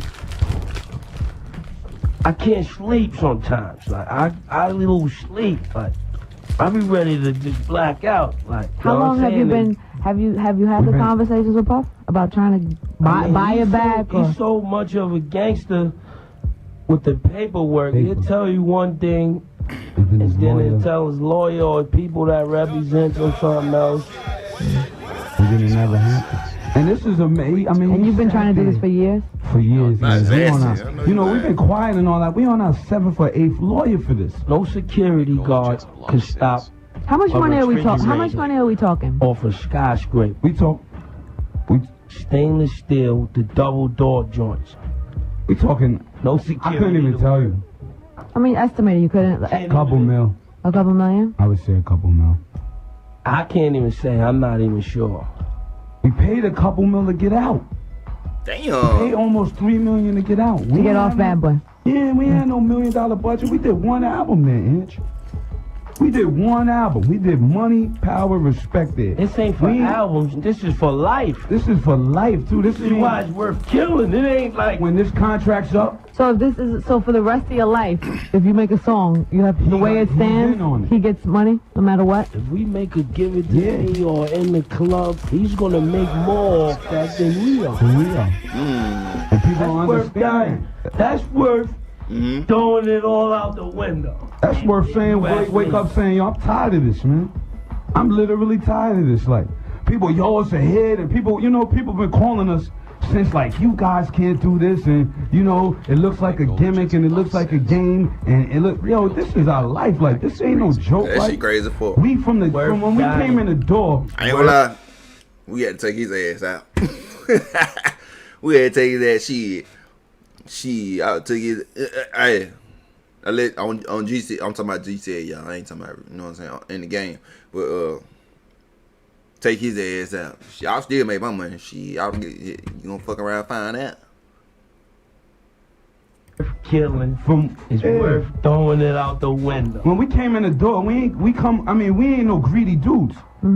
If you know us, Ange, anybody who know us, we hard workers, we chilling, we humble, we the streets like. But we ain't trying to go rob nobody for nothing or say, yo, hit us with something. But yo, dog, we made one album with you. Years ago, we came in the game. We paid $3 million to get off. Close to $3 million. I gotta pay him $300,000. You made, Lord knows what you made off the Benjamins. Every time I put out a solo album, he gotta get an advance of $300,000. What kind of? That's crazy. How That's do you what the get people don't see. Like, and to me, it's like, yo, come on, dog. You on MTV, VH1, $1 Million Parties, Sean John, Justin's, this and that. We did one album with you, dog. You Benjamins, Lord, No Way Out from the Benjamins sold something crazy. You made something crazy. You made your money back off of that. And when we came in the door, our advance was between the three of us was like 100 G's. And you charged us $3 million to let go. And you had a publishing for half for 10 years now.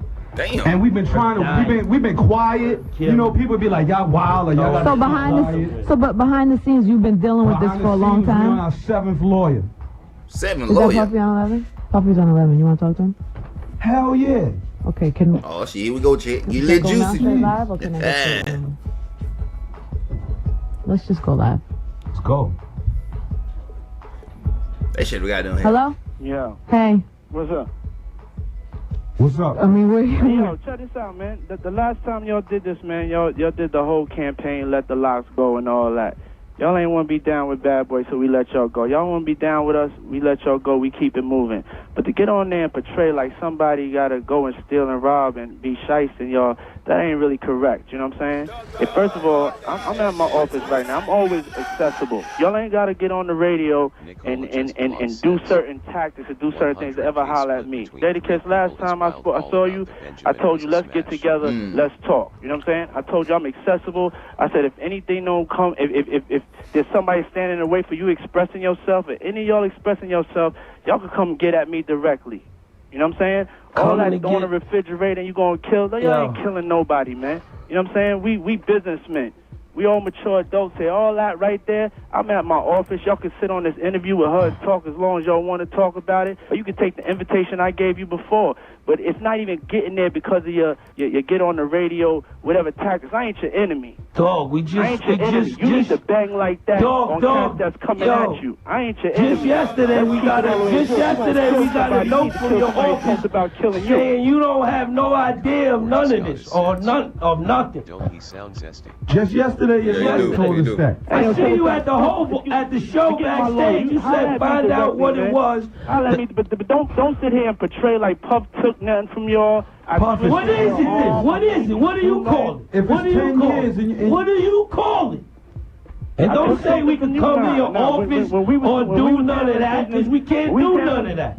We can't handle it no other way but with lawyers, and you know that, so don't get on the radio and act like a tough guy or none of that. Wait, you know how we can settle? You acting tough. I'm in my office, so why don't we stop talking on the radio? Now, you want people to stop talking because you just don't want to know the truth, dog. We made one record with you, Money, Power, Respect. It's 10 years later, and you still got half of our publishing. Now, there's no way you can make it justifiable that you deserve half of our publishing. You ain't saying nothing to my face. We just at the concert. You ain't saying nothing. What are we going to do? Shave it to your face? Get sued? What do you want us to do? We can't touch his ass. We can't be bound. Hey, We can't even You saying all this, dog? 2 years ago, Levels in Miami. Let's real recognize real. Y'all know where the office is at. There's a big sign on it. I'm gonna be here. The whole national guard downstairs. Dude, cut it out. I'm a grown ass man. You're a coward. And I don't take nothing. You're a thief, You're a coward. Don't say you're a thief. Okay. Fam, Come to the office, you got security like Come to the motherfucker. office so we can straighten it out there. Yo, we just 3 guys you don't even mess with. You had your Ace Boom publishing. You call me whatever you You want. won't let his publishing I'm at the go. office. You won't let your man's publishing We're gonna go. argue in front of New York. That's the way you want. Do you own your man's publishing, Nobody dog? did nothing to y'all, man. Do you own your man's publishing? New York could believe it or whatever. I don't Do really you care, own your man, man's 'cause I know publishing? that I can sleep good at night because I ain't never did nothing to y'all. And if y'all ever want Dog, you had a whole bunch of artists that don't like us, Puffy. That's it. Dog, you had a bunch of artists whose careers never went right with you, dog. Be for real, dog. Look at the list. We don't want to be violent. You the artist that's been best for yourself. Look at your list, dog. Look at all the artists you dealt with. Look at the situation they dealt with. Not a girl. 12 not happy with you gone. Faith not happy with you gone. We not happy with you gone. Faith not happy with you gone. Wow. All right, he's hung up. He's gone. He's finished. Shine jail. He says that, but what do you mean you ain't a thief or robbing? Dog, it's 10 years. We made one album with you. You got half of our publishing. Don't try to make it. Don't try to get on this phone with Biggie. you a tough guy. Because all you do is direct us to the lawyers. And you said that we had a face-to-face with this man in Miami. Levels, 2 summers ago. You know what he said? Yo, dog, y'all been through a lot. I know that. Y'all think he still listening to the goddamn the shit on the radio? When he hung up, you think he still listening? I know y'all felt it never went right with me. I feel like I got wrongs to right. This is what he said out of his mouth. This is what he said out of his mouth. You the one who came back coming to see if we want to get signed and do all that again. We want our publishing, dog, and we got a right to that. It's been years now. Years you had our stuff. Nobody, pardon us. Pardon him, he was wrong for threatening you or your life over the radio or whatever, but that's frustration. He didn't threaten. Let's just clear it. He didn't threaten. He said it's worth. It's been. Pardon me. You're right. He didn't threaten you, but it is worth it. He don't understand that because you just been robbing people for years, and people could look at it. And you could look at what he said, then you look at us, and you look at his catalog of artists he had, and you sit back and do the homework yourself. You go home. Forget what we said. Forget we the streets, we the locks. This is how we voice our opinion. And this is how we voice our opinion because we ain't corporate. We ain't industry. So we got to let the streets know that. This is how we voice our opinion through the airwaves, through the mixtapes, through songs. We can't voice our opinion through lawyers. And go. You seen what we got to do to have a meeting. So let's be for real when it comes to the corporate side. Don't try to confuse the listeners in the streets to think it's that simple. Hey, this Angie Martinez, the girl that still got that table Tupac. Hey, you need to drop that shit. You need that interview. Why she hold on? Yeah, she had Diddy call up Diddy block that shit. Yeah, Diddy, bro. We ain't gonna never get that interview. That's why I think we ain't got no more Tupac songs. I think he got them. I think Diddy got into the Tupac estate to him. Whatever song y'all got Tupac, if it dissing Bad Boy, you can't put it out. You know what I mean? I'll give you the runaround like he been for the past 10 years. We've been trying to get our publishing the past 10 years, so don't try to act like we bugging out of nowhere. We've been through 7 lawyers and all kind of things. So, but be for real, we did 1 album with you. Well, can I just ask you? I'm sorry. I'm worked up. I know you are. No, I know you are. But let's just say this. Let's just say this. At this point, the way this whole day and this whole thing has happened, it might have been. It's too bad that it had to take this long and come to this point to get him on the phone. But he got on the phone, and it's obviously a public. Shut your ass. So Diddy got her. Diddy got her. She's scared. Nah, she's scared. She's scared. She's scared. Listen what she just said. She on Diddy side like a motherfucker. Look at this shit. She ain't hear nothing they were talking about. Long and come to this point to get him on the phone, but he got on the phone, and it's obviously a public. Still trying to butter it up. I know he's okay, but let's just say, but now it's a public argument, and you know whether you believe nothing's gonna happen. No. But whether you believe he'll have the meeting or not, he said he would, and I mean, would you at that point, let's say, would you sit down, would you have a meeting, and if this was resolved, would you? I mean, she might not own it, y'all. It might be the radio station won't drop it. She might not own that shit. Crazy. I would have had about 2-3 tapes. Just in case that nigga get wrong. And threatened her job. You said Puffy text her and threatened her job? God damn. Well, that was 2005. When that was when he did it, it was like now she could have start her own little radio station at this time, 2002 shit. She could start her own little podcast on YouTube shit, got and then drop that motherfucker. What her YouTube? I'm gonna inbox her ass. I ain't gonna lie. I inbox her ass. Yeah, we need that. He got Whitney Houston. Yeah. Shit, she was part of that shit too. Whitney Houston. See what happened to her. It like everybody affected by that Tupac and Biggie shit. All on going down. You feel me? Everybody getting affected. Would you then be able to continue? Is it just this alone? Well, that's 2 parts. Number one, would you sit down? He said on the radio he would sit down. I know it took a long time. I know it's on the radio. Problem sitting down. It's not us that don't want it. It's not. We've been trying to sit down forever. This is what nobody realized. But now it's public. Yeah, we want to sit down. He cared, or he was, you know. It got to the point where he felt he needed to call up and discuss it. It got to the point because when you tell people the truth, because most of hip hop, 90% of hip hop is fake people, and people coming on air being fake to you, and probably it's 80% of the artists in the same situation we in, but they sit up here to you front so much, and you know I'm this and that, I got this and that, I got this and that. If you didn't do them big numbers, I know exactly what you got. If you came in the 90s like we came in, unless you was spectacular, you sitting there fronting because you don't want the people to know how it's going down. Now we all right. We made money off of our hard-earned grinding. This is what people need to understand. When you see us in the street and the nice trucks, the Rangers, the Benzes, whatever vehicles we in, when we copped our houses, when we did all of that, we did that off of hard-earned side artists, grinding, mixtape hustle. I get a verse for you here. I write this here for you on the low. This man is making tons of money off of us for no apparent reason. No reason at all. Okay, I can't wait to sit down and talk. I want to play a song because I want.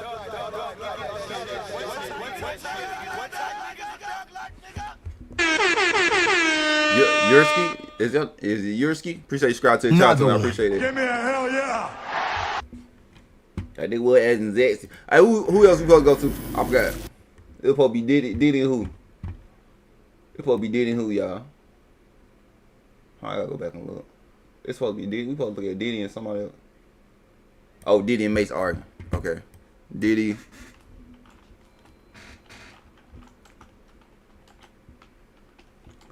Alright. Oh, public. We should go to beef. Is it beef?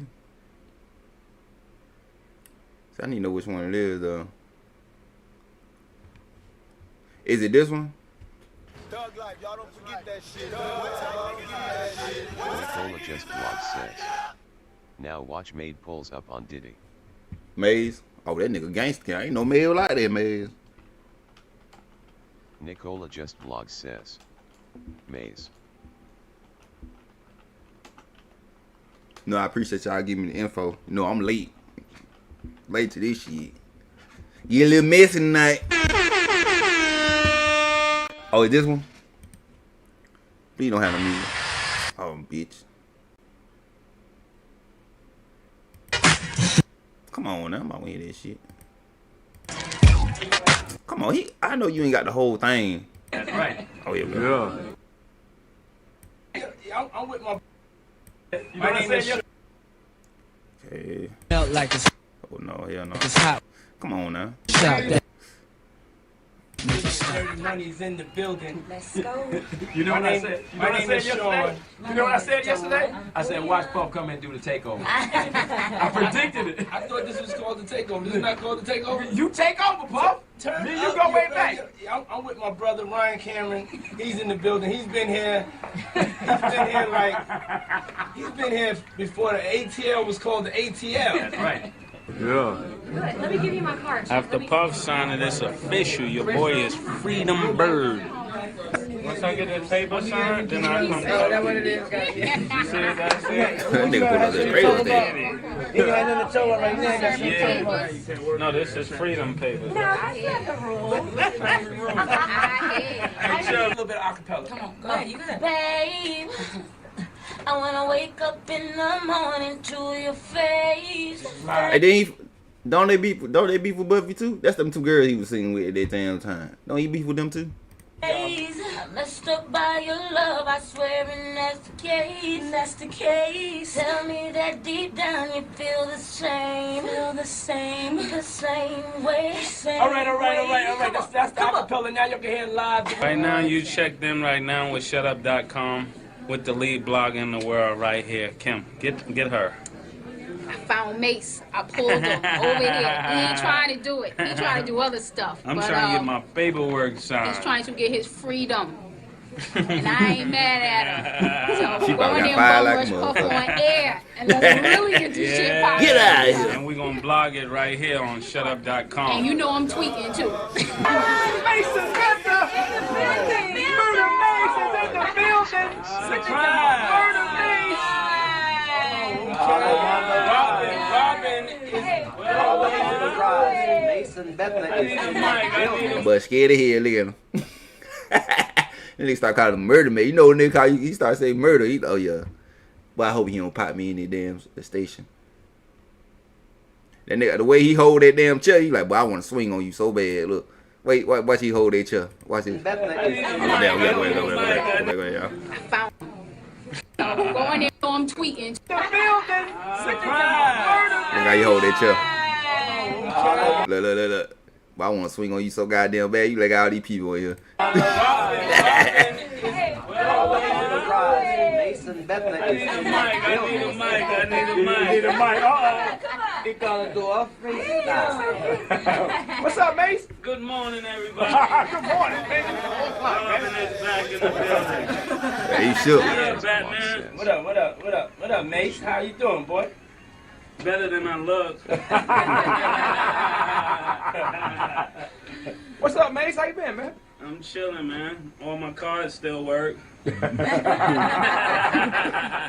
Oh shit. We got Mace in the building. We got Dirty Money. We got Diddy. So, song number one got to be something with Oh, don't start twitching now, Diddy.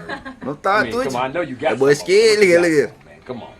That's what I'm talking about, man. It's the People Station V103, man. Let's go. Ryan Cameron Show. Club Dirty SO Money tonight. Club SOs. Oh, come on now. Copyright shit now. Come on, don't fuck me up. God damn, we gotta skip this shit. Come on, man. Y'all gonna play the whole shit?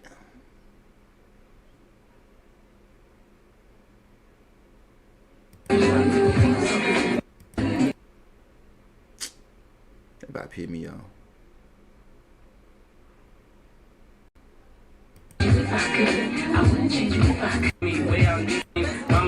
Come on. We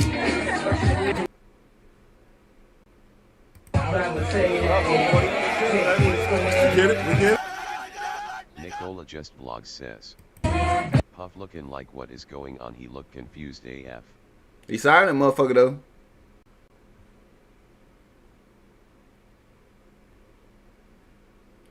That nigga didn't pull up on you, probably would never sign that shit. Come on, man. Where you going? Where you going first? There we go. Where you going first? Mace is happy over there. Happy to see you with the happy. I got my Diddy shades on. He is happy. Yeah. You know, we give you an exclusive. We give you an exclusive. Right. Because a lot of times when I be doing interviews outside of Mace, everybody be saying like, so what's going on? And I be like, you know, Mace is out here doing this thing. He's cooking up right now. And just to be clear, he has the freedom to go do whatever, you know, he wants to do, you know what I'm saying? What's that mean, bro? Yeah, I mean, he can, you know, a lot of times He can work. He can work. People have felt like, you know, like our situation, I may have stopped him or whatever. He can do whatever he want to do. I'm trying to make sure everybody's crystal clear. Everybody's crystal clear. If you want those Mace verses, you can go get your hustle on right now. You know he got a slick tongue though. You know he's a mean negotiator. You better come with that guap though. How you feeling about that, Mace? Oh my God. Being able to work. Or should we wait till Monday? You gonna come back Monday? No, Mace, you gonna come back Monday? Yeah, I'll come back. Okay, let's come back Monday and talk all about it. Hey yo, what up? We are here at Dirty Money and my homegirl Kim. And you're checking out. What happened to him? What happened to him? He fucked them over too, ain't he? These two. I remember they used to sing a lot back in the early. Well, I don't even know what year this is. What happened to them? .com. Yeah. Shut up. Shut up. Put up a shut up. Yeah, you got to remember what the same thing them do. What it called locks and them was saying. The lock dudes, they was saying the same thing. They couldn't. That's the only way they could pull up on. You gotta maybe that nigga was smart though. That motherfucker got caught his ass off guard. She probably got fired. I ain't gonna lie. He probably asked who ran. How the hell Mace get up in here? Her right there. She probably got fired like a motherfucker. Man, you don't got that girl fired. She been trying to do her job. She just won the interview. You don't got that girl fired.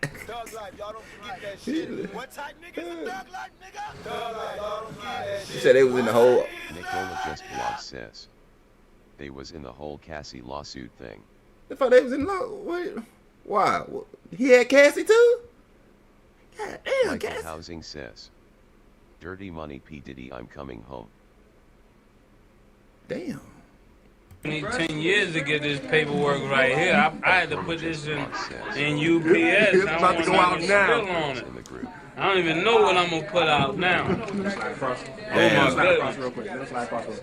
Alright, we good. Y'all ready? We good. What just happened here though? Just tell us what happened. Or shutup.com. This is Mace. I got my official papers right here from Puff Daddy. It was love. So I guess we don't have no problems at all. All love, man. I don't even know how to take that. I ain't used to Puff doing good stuff, you know? Yeah, every once in a while you got to do something good. He be throwing them slick jobs, the slicks. I know that shit right to you. Better than me to me. I would have turned that motherfucker sideways. I ain't gonna lie. Turn that motherfucker sideways. You let me know that. Oh shit. I'm gonna have to edit all that shit out too. I know they gonna get me for that shit. Damn. That motherfucker ain't worth a fuck. Y'all say he messed with one of the group members. What made people want to sign Bad Boy? Cause I don't even see they ain't got no hitters like that. I don't even think he got no artist now. Who the fuck signed on the Bad Boy now? But y'all know. Nicola Just Vlog says. Now watch Maze calls out to So, shout out Nicole Blog. Nicole, I don't have to subscribe to you. I'm subscribed. I see you got a YouTube channel. I'm subscribed to your YouTube channel. You gotta show love back. You been showing extra love today. First time channel. Okay, no, I gotta show love back. I'm subscribed to your channel. Nicola Just Vlog says. I don't think he really signed it. They got that one too? I subscribe to your channel. Just Goddess says. Don helped Diddy set up Q from day 26. Nicola Just Vlog says. Case years later Maze went off on him for publishing. Kyric Borges Goddess says. He fucked with all them except one. Which one? Hold on, we going back. What's the follow-up video out there? I'm gonna say Mace call out. Nicola Just Vlog says. Aw, thank you. There.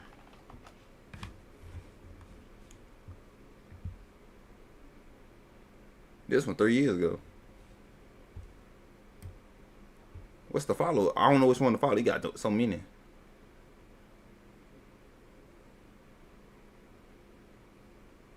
Hold on, he said Mace knew somebody was coming to kill Biggie and he didn't warn him. That's fucked up if he did.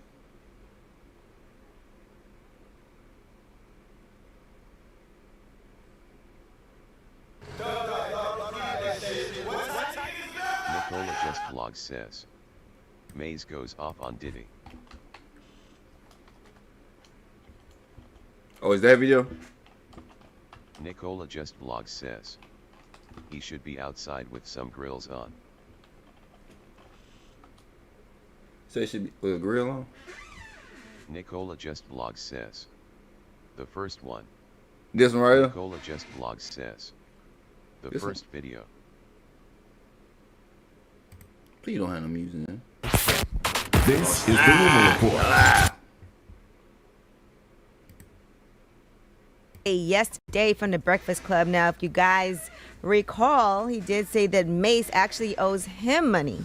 You know, the Mace thing, you know, I did one album with Mace. One album. How much money do you think I owe this guy? And then he became a fake pastor and went and conned people. And then y'all gonna let him throw dirt on the God's name? Bring your receipts. How much?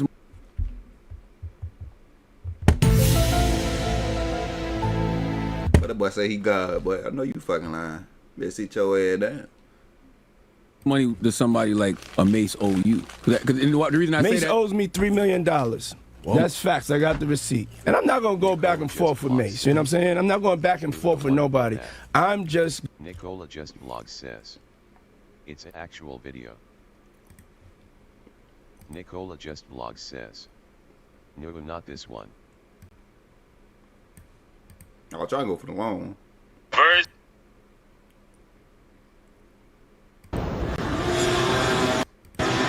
Let's go.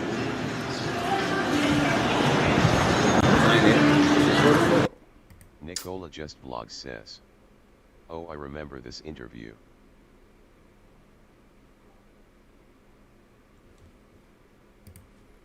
Why can't I get the whole video back?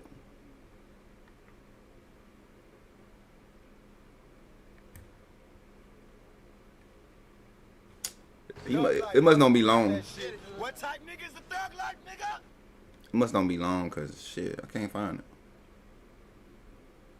Nicola Just Vlog says, see if Maze owed him money, would he have signed them papers? Fat. So I don't know which one to do. Let me see what he say right here. Versi, what's good with you, boy? Yo, how dare this nigga talking about he want receipts? Let's start with your mother, nigga. Your mother got the receipts, nigga. Everything is in your mother's name. That's the one who got the receipts, nigga. You need more proof, nigga? Biggie ain't here, so Big can't give you no receipts. He dead. Craig Mack can't give you receipts. He dead. What are you talking about? Who else? Black Rob can't give you receipts. He dead. And everybody else you made sign paperwork so they can't talk about what I'm talking about. I'm the only one with the guts. You're not signing it, nigga, because I ain't need the money. All money ain't good money. Remember that. Remember that. Remember that, nigga. You know who to play with, nigga.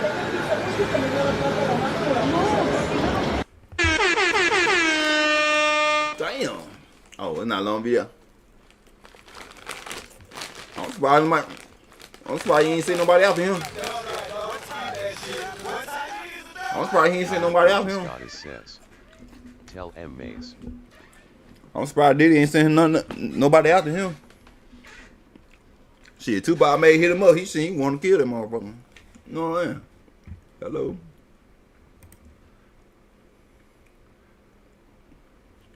I don't want to hear Lil C. I think he's still the goddamn lookout man.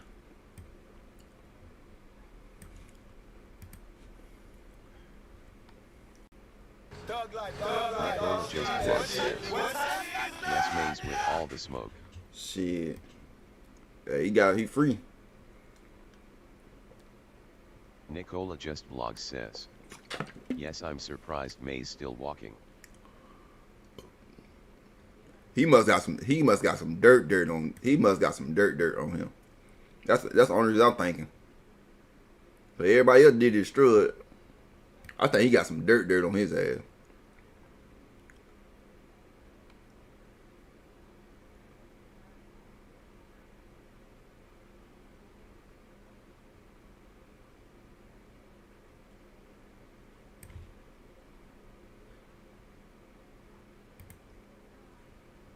Yo, what's good? What's good?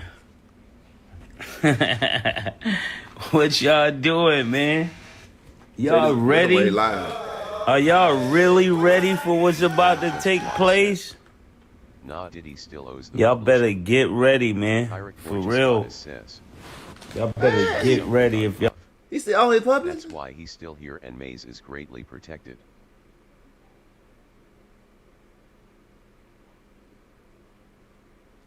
Nah, I ain't watching. Nicola just vlog says, did you watch the Diddy documentary that 50 did? Look up Mark Curry. Nicola just vlog says, look up Mark Curry.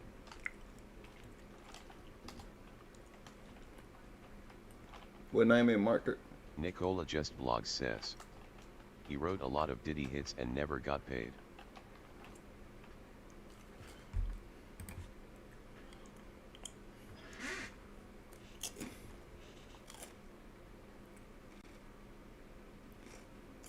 We got a long head interview.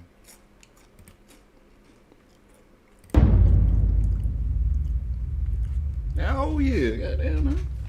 Mark Curry, happy to have you on the platform, my guy. Man, I'm thankful to be on the platform, man. Thank you, you know. Thank you, man. I mean, it's a blessing to have you, my man. Man, it's a blessing to be thought about. That's something that I work hard on. This being here means that much to me because, you know, I never thought, you know, I can't say I never thought that this one day wouldn't happen, but I just didn't know when.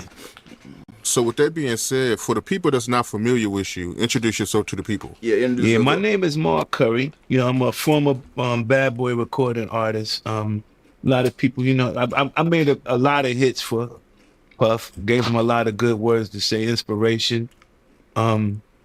You know, sometimes a lot of people live through your words. So there's a lot of my words that I may have gave him before in life that he lived through to help make him. Come from Atlanta. I'm from New Jersey, New York when I was raised though. I grew up in Atlanta. I'm a book author. So I wrote a book. I'm a carpenter, master carpenter. Man, I'm just all the above, man. A brother, your brother, that's me.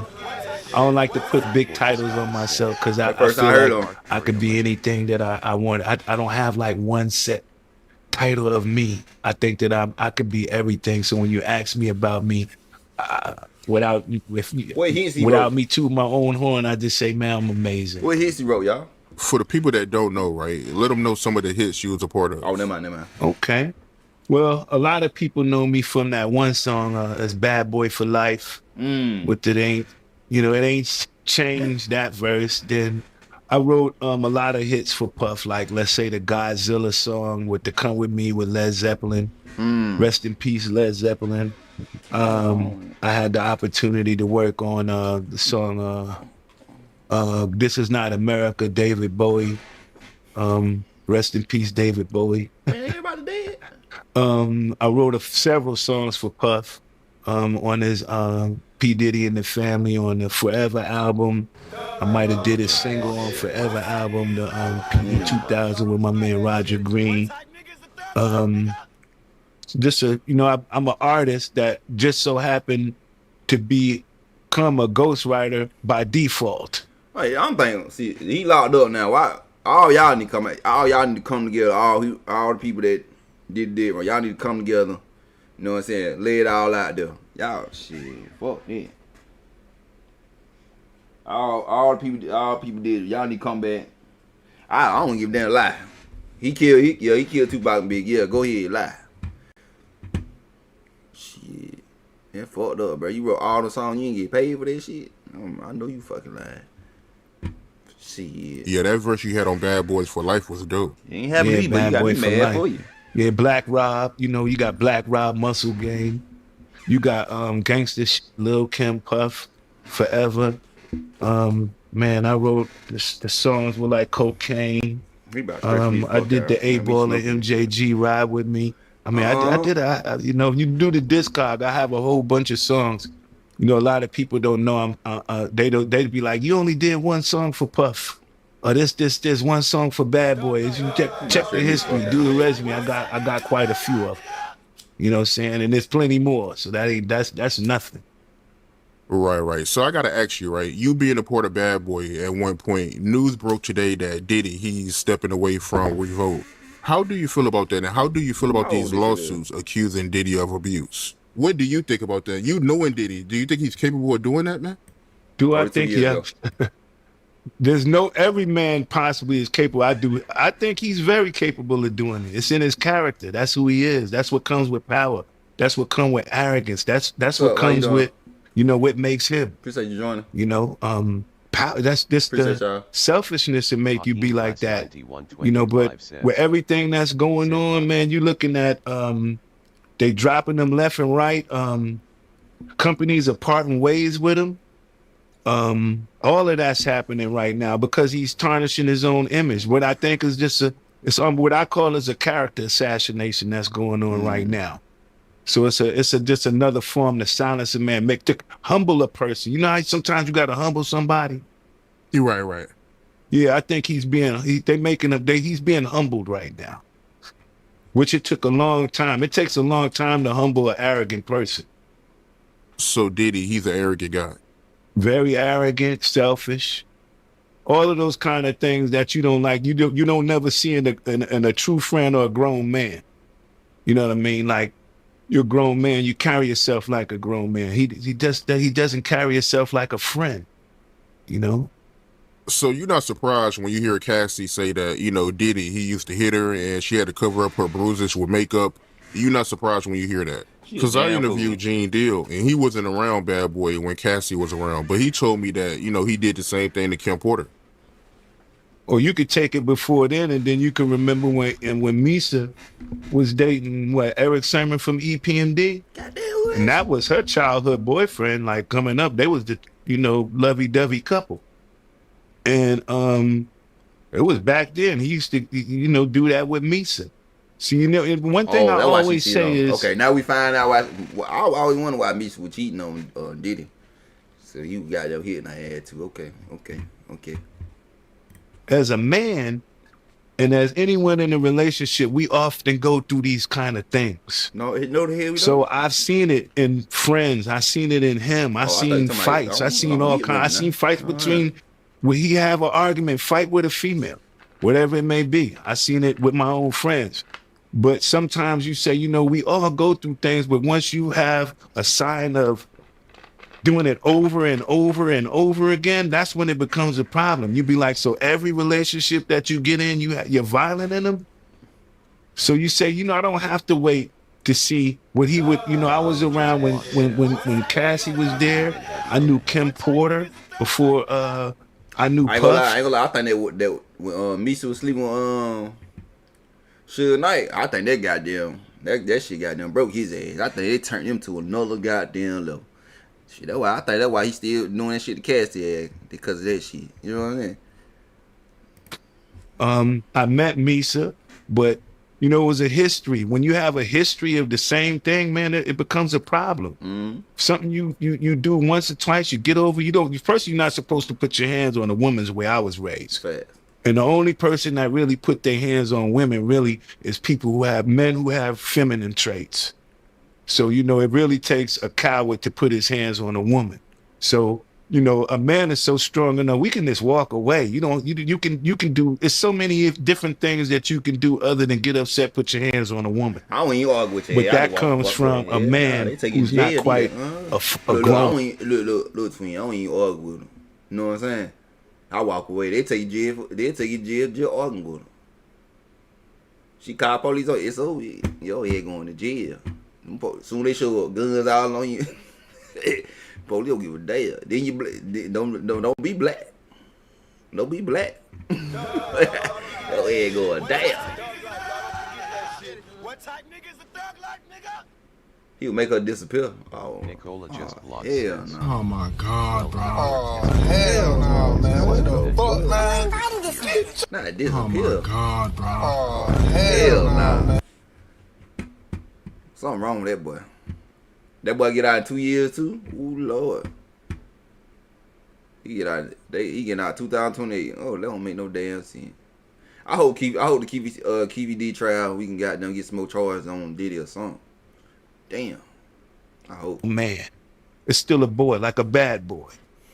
And speaking of Kim Porter, because you knew Kim Porter, is it true that Diddy broke her nose? Bust her nose, man. Damn. You know, but it was all, you know,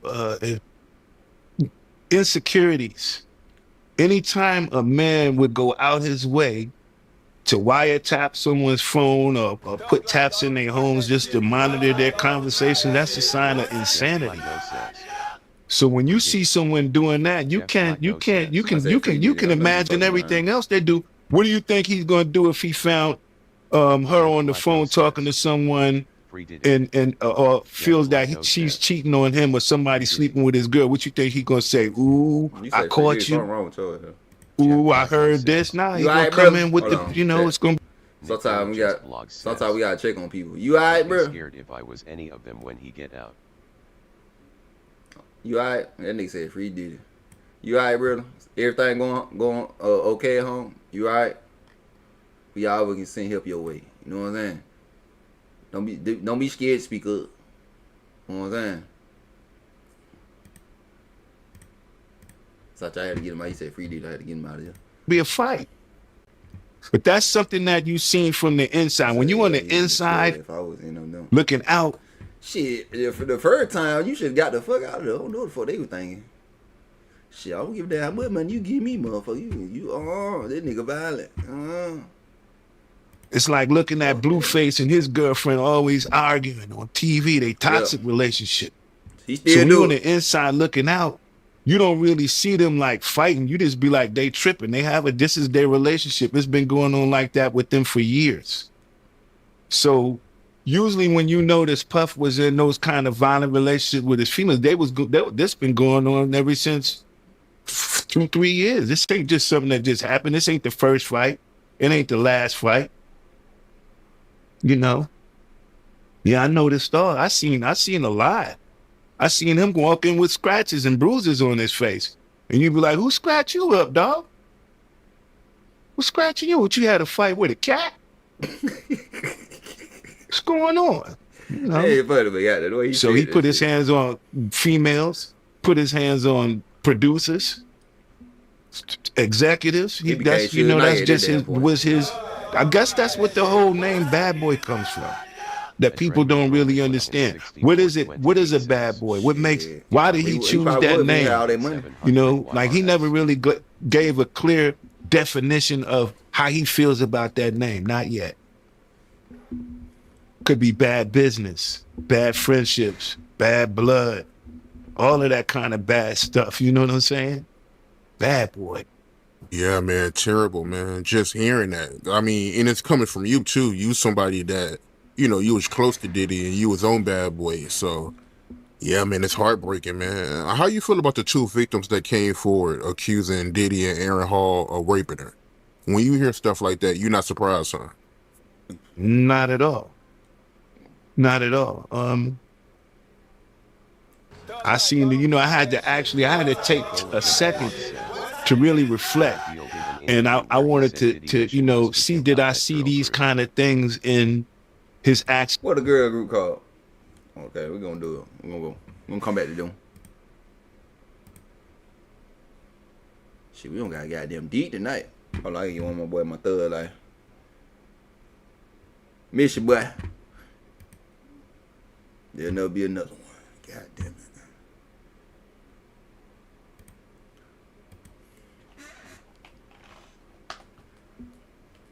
You said Gene Deal? Gene Deal funny as hell to me. That nigga funny as hell. Y'all gotta see the NBA talking about Faith had that shit was funny as hell. Say what the fuck wrong with her? Nicola just He was pimping it. I like that group though. Kane. He was pimping them out. That's fucked up. I watch him make it the band and shit too. That crazy all shit behind the scenes and shit. Damn. He still on Danny Kane, don't he? He still on their ass, don't he? Oh, there you go. Damn, Danny Kane. I thought it was gonna be a big. Looking at this lawsuit, you know, Cassie, she alleges that, you know, Diddy, he'll get violent with her, and he'll get violent with any man that try to start a relationship with her. Bruh. He know who to do that shit to. You understand what I'm saying? It's certain Nicola dudes said, that making the band made no money. he'll do that to, because he could get away with it quick enough. Or he got somebody behind him, or he got some people there. They no matter gonna take his weight for. There's only so far he's gonna go himself. There's only so far he's gonna go himself. So now, you know, he gonna come at you hard. They got like try to play it off. A week or month or because he know if he do anything and it comes back to him. $100 or 1,000? We talking about thousands or we talking about 100? Like $100. I know you fucking man. Shit, but can they still record music but they just change their names and shit? Can they do that? They can do that, can they? I don't know why they ain't do that shit. Like I think you can do that shit. Like you change your name and shit. You can't do that shit. Damn, he on The Voice too? That crazy. He on Your Voice and shit too? Shit. It's a lawsuit. He slapped somebody, hit somebody. That's a payday for them. But he'll make up that whole atmosphere. And then he'll look at one of the bouncers or look at somebody a certain way. And never got paid. And they'll take over his mess. So, I could see him coming at somebody hard like that. Damn. But by itself, he ain't gonna bust a grape in a wine factory. But he don't have to. Right. But I want to ask you, right? And I know you ain't signed it. I know you ain't signed an NDA, clearly. But did he make his artists sign NDAs and people that work for him? Well, a lot of these rappers, a lot of these industry people, anybody who does business nowadays with the internet, they have NDAs, non-disclosure. That means that if you work for them, you around them, you can't disclose any of the information about them. It's the same thing that he gave to all his artists when he gave them their publishing back. I'm going to give y'all publishing, but y'all can't talk about Janice Combs, Justin Combs, Sony, Bad Boy, or anything that happened. Y'all can't talk about none of that. Oof. But there's some artists. I ain't gonna lie, I don't know why y'all wouldn't be famous at this damn point. This shit stressful as fuck. I don't smoke about 3 cigarettes. This shit stress me the fuck out. I ain't in no damn country. God damn, you gotta go through all this.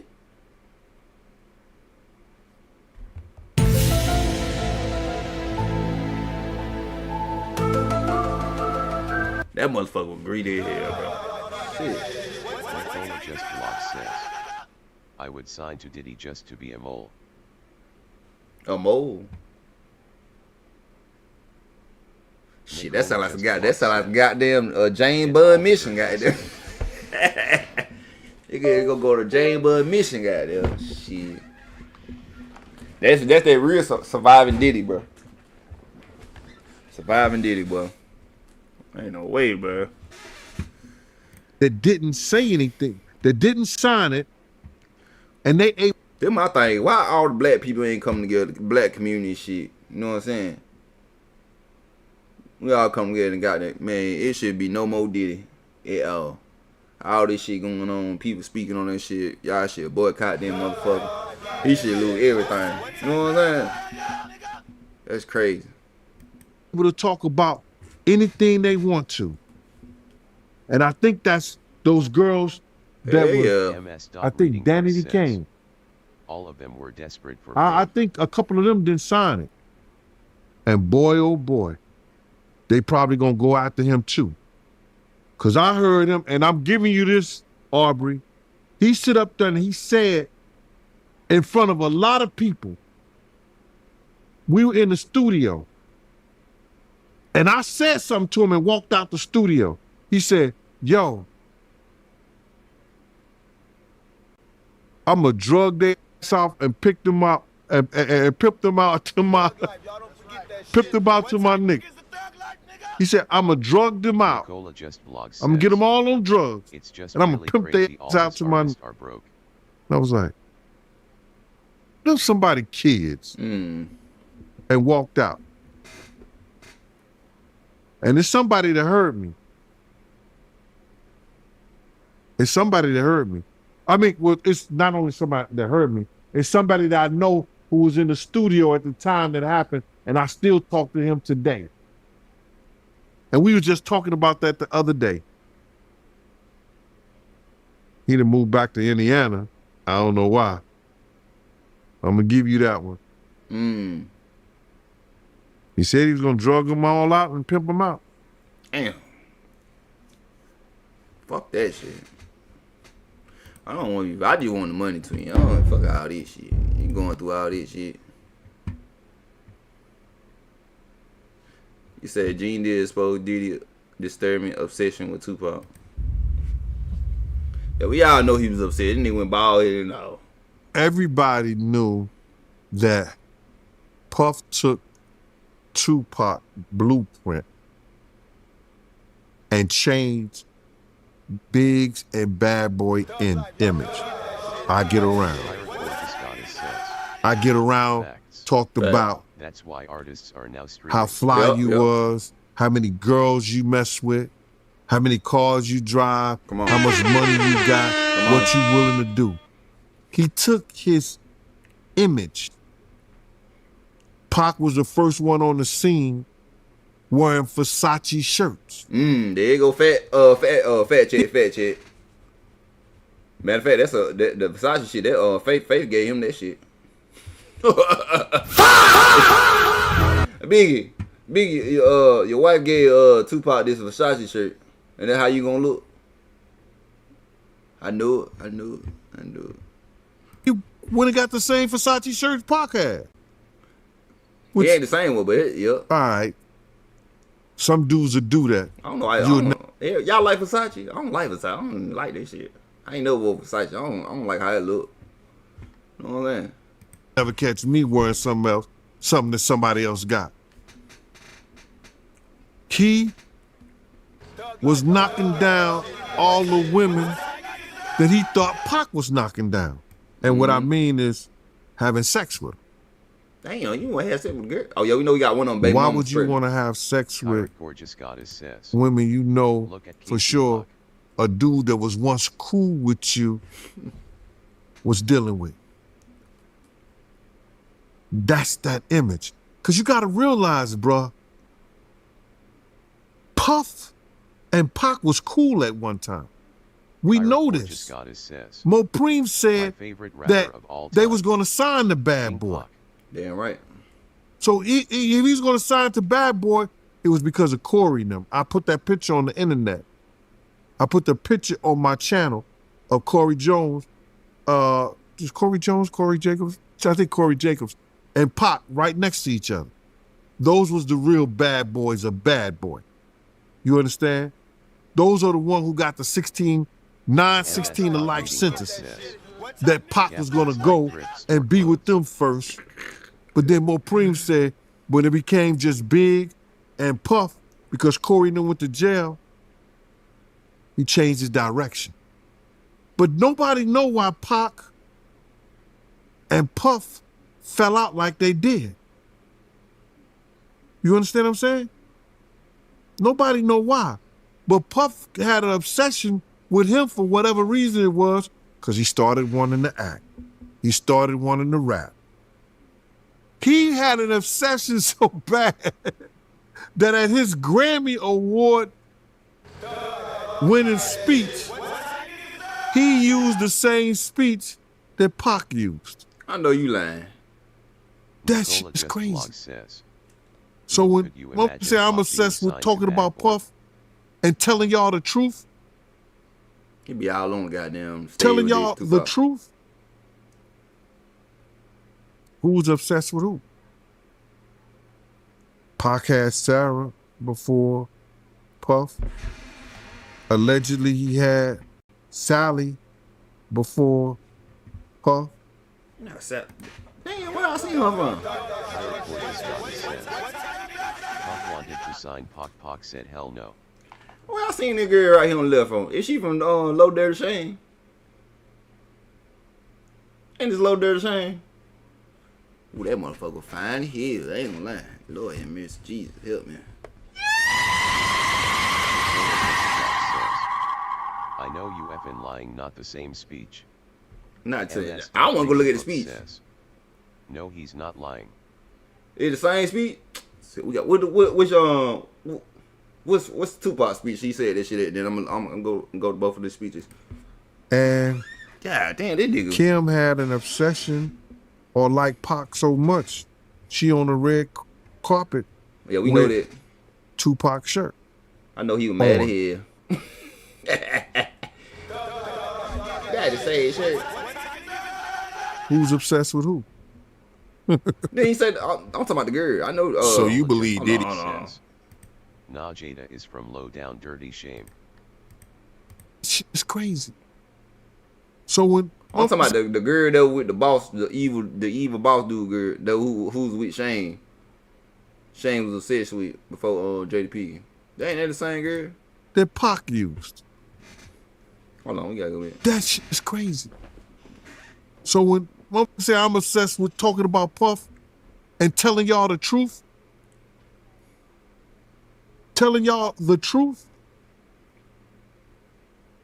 who's obsessed with who?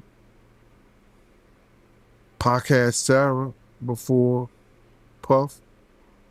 Allegedly, he had Sally. She didn't want the money before Puff. Yeah, this son. Yeah, I'm talking about her. She look different here, right? Ooh, that's her. Ain't that's the girl? You know what I'm saying? I know that Low Dirty Shame got there, but you right. Yeah, I know her face. You know, I ain't good with names, but I remember her face. I don't know. She look Indian right here. I ain't gonna care. Did she have a mole on her face? Damn, now I gotta go look at Low Dirty Shame. God damn it. Name me L too, Lord.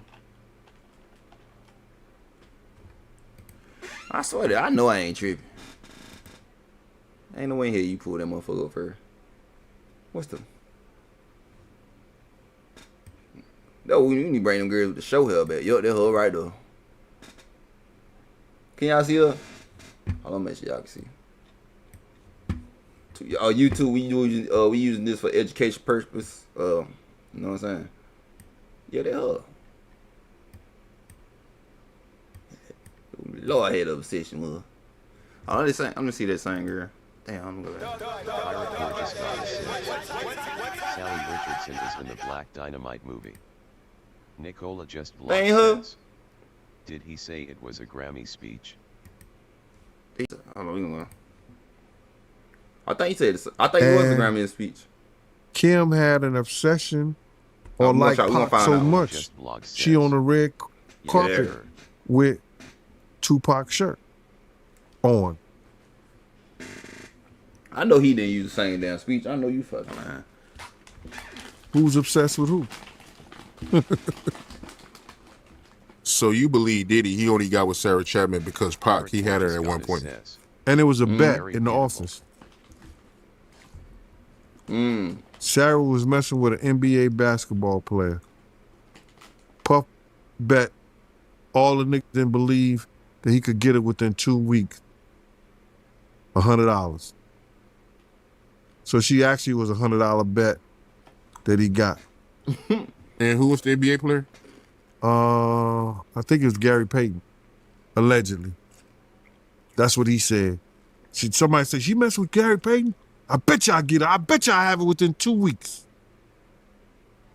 Me and him and Sarah went to this party in Chicago that he was hosting with the Streets Entertainment. And we went to the store called... He ain't really pull her. He just gave her money. He just went shopping. He just gave her a shopping spree. That's all he did. He ain't put no...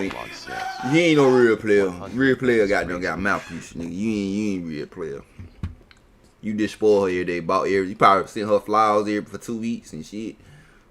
Bought her Chanel's and shit all everything. That's all he did. Cranberry and... Yeah, 100 Bay is crazy. I forgot Cranberry and... It's one of those stores, like... I wanted to see get fragrance.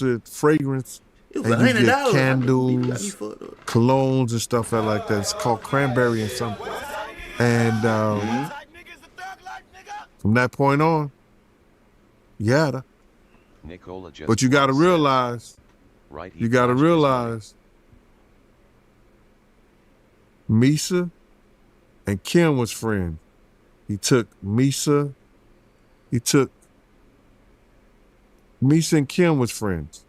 He started dealing with Kim over Misa. Kim and Sarah was friends. God damn. I mean, hand-to-hand, pots and pans. They was close.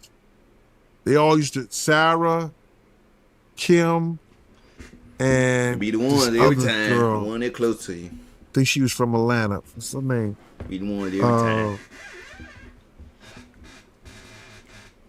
It missed me right now. But they all used to hang together. So then he went from Kim to Sarah. I think he got that for sure tonight. I ain't gonna lie. He liked to do the friend thing. Looked like that. I ever. Borges You motherfucker. What? I don't want to see. No. Nah, I ain't got time for you today. I ain't got time for you, Ayan Jess. Was Nigel and Trevor in the room or no?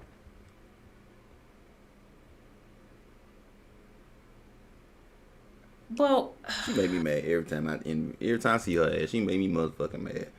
I did not want to see you today. Her line, man.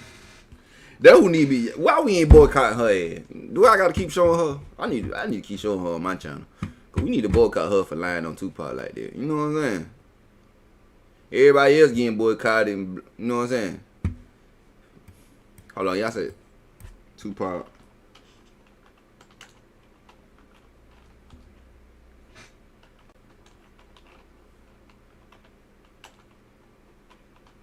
Was it Grammys? How the fuck did he get a Grammy? What did he get a Grammy for? We don't do that. Nicola just blog says, Joby said I pissed in a champagne bottle and poured a glass to a girl and I forgot if she drunk it or if Gene Deal took the glass. Kyrick Borges Goddess says, y'all do anything for fame. Amazon wig. Yeah, the Amazon wig. You know what I'm saying? On sale right now. You get 20% off if you buy it right now. It'll be there at 5 p.m.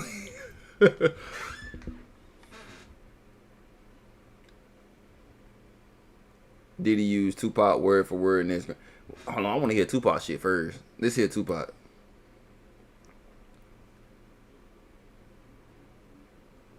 Please, no be copyright. What's up? What's up? California love. How y'all like this Versace hookup? The swap meet was closed, so you know I go all out for the Grammys. Y'all down with this? We're gonna try to liven it up. You know how the Grammys used to be, all straight looking folks with suits, everybody looking tired, no surprises. We tired of that. We need something different, something new. We need to shock the people. So let's shock the people.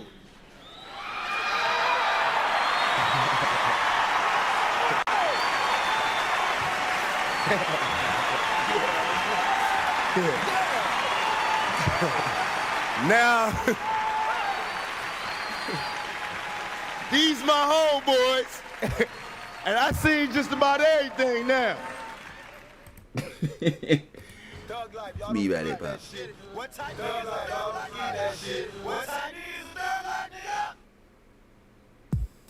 Nicola Just Vlog says, dang, he really did stay in the Versace. Mm-hmm. Okay, this is... Hold on, this is the same... This is the same speech. I don't want to click on it. Oh, entertainment tonight. This copyrighted. Come on now, bitches. Oh, Snoop Dogg fake ass. I see his fake bitch ass. Tupac Immortal. Oh, hold on now. Hold on now. We just need some Tupac shit. Tupac Immortal. What guys? Met the Tupac script for what was a series of interviews and upcoming burger. United Ghetto, My Tribe, Biggie, Thug Life is Dead, Killuminati, Nigga Freedom, God Will, Willing I'm Alive. Ooh, you need to read. Oh, I need to do that track. Some other kind. Is it real? Yes, he did. Real Versace. Of black people. This is what I'm trying to find a speech, y'all. Hold on, is it? Respected by the Grammys. Black music has never been respected by the Grammys to the point that it should be. Look at Jay-Z bitch ass. Look at his bitch ass. So right now, that this current situation, it's not a revelation. This thing been going on. And it's not just going on in music, it's going on in film, it's going on in sports, it's going on around the world. And for years, we've allowed institutions that have never had our best interests at heart to judge us. And that stops right now.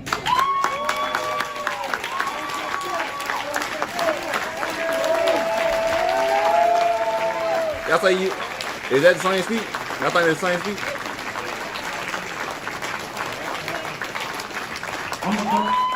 I'm officially starting the clock. Y'all got 365 days to get this shit together. We need the artists to take back the control. We need transparency. I will tell you, we take need control. diversity. This is the room that has the power to make the change that needs to be made. They have to make the changes for us. They're a non-profit organization that is supposed to protect the welfare of the musical community. That's what it says on the mission. Stop the cap. Stop the cap right now. Stop the cap. No. That nigga saying all this shit, you taking your orders money is crazy to me. He said all this shit. He said, you know what I'm saying? That nigga said all this shit, and you taking your orders money and he your women behind scenes and shit. Oh man. These dumb ass motherfuckers clapping for him and shit. Like, I don't. That's true.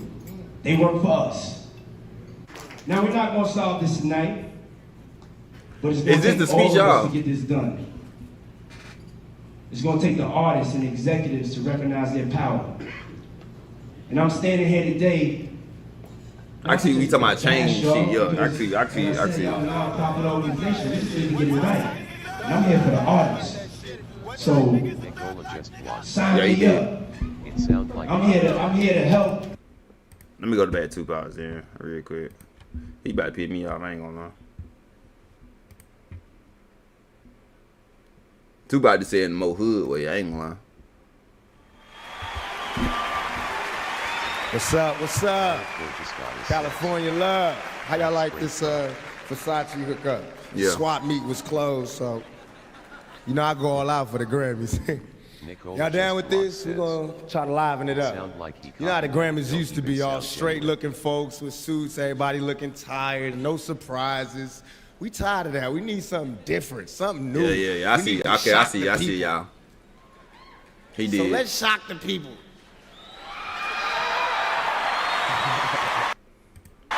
You know, like, it made me want to play Grand Theft Auto Vice City. What they would call Grand Theft Auto? Love Kiss?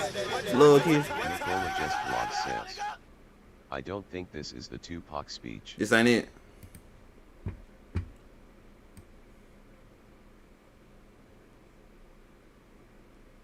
Maybe it's this one.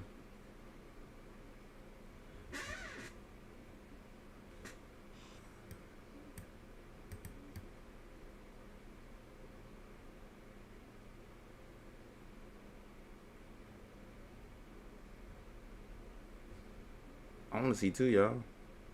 Let me see what this one is. Please don't have no copyright. Turn it off. Yeah, I knew it. I knew it. I caught it in time, bitch. Maybe we can see the full one. What's up? What's up? California love. How y'all like this Versace hookup? The swap meet was closed, so you know I go all out for the Grammys. Y'all down with this? We're gonna try to liven it up. This on the one. You know how the Grammys used to be, all straight-looking folks with suits, everybody looking tired, no surprises. We tired of that. We need something different, something new. We need to shock the people. So let's shock the people.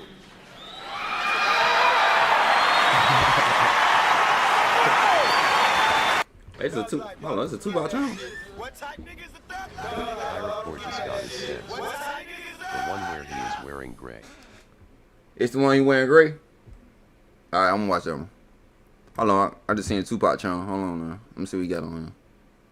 Let me see my boy got. Oh yeah, he got nothing. Let me scribe. I'm doing scribe. He got my boy Tupac on here. I'm gonna scribe. I ain't gonna lie to you. He got I get around. Damn, I can't see this shit. Oh yeah. Subscribe to my boy. Support. We gonna support all my people with Makaveli. We gonna support you, man. We don't know who she is, bro. We ain't gonna support it. Oh, they got an interview? Tupac Juice interview. Oh, yo, we gotta check that out. Okay, it's this one. Meep 94 says, this really happened, I was there. You said this really happened, you was there?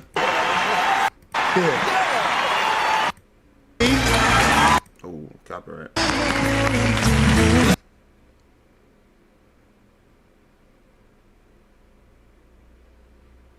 I don't see no Tupac.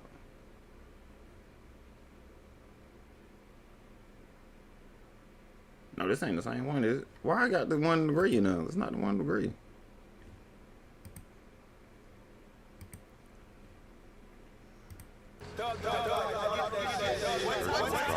This ain't even a video, bro. What's up, brother? How you doing? Greetings from Burlington, North Carolina. What's up, North Carolina? I'm from South Carolina, brother. Said hi. No, I'm irritated. This AI. This gotta be AI. That little AI. I ain't gonna lie. That AI. Yeah. Damn, I don't wanna find Nicola it. just vlog says. Oh, okay, I found it. What? Drop it. What's the interview? What's the name of it?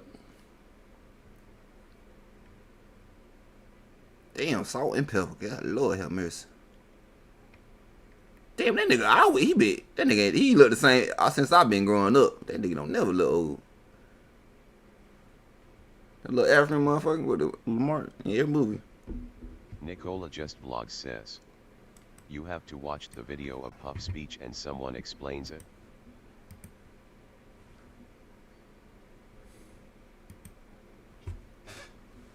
That what you typed? What you had to type in? Is it this one?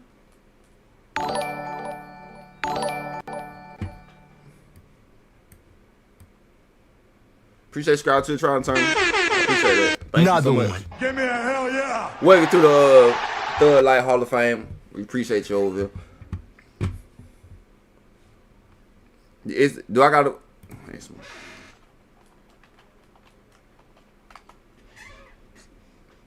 Who explained it?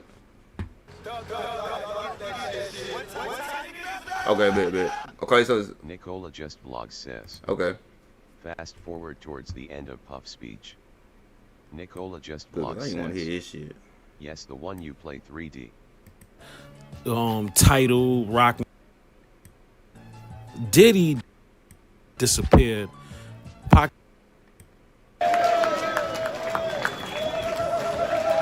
we gotta check it out. Look, you have been. Yes, sir. So that was your boy Diddy during his Grammy acceptance speech. his Grammy icon acceptance speech. And not only did he use Tupac words from one of Tupac's last interview before Pac disappeared, Pac did the interview where Rob Marriott and talked about the power of black people and how black people influence the music sales, sports, movies, fashion, etc. Pac was going deep into that. Not only did Diddy took a page from Pac's interview, but he never shouted out Biggie during that acceptance speech as far as he dedicate this award to Biggie. And Biggie was supposed to be his man. He shot it. See, Diddy does not. He's an opportunist. And if you don't know by now, let me put you on a game. Put me on, Queen. Diddy do not shout people out if it doesn't benefit him in the long run.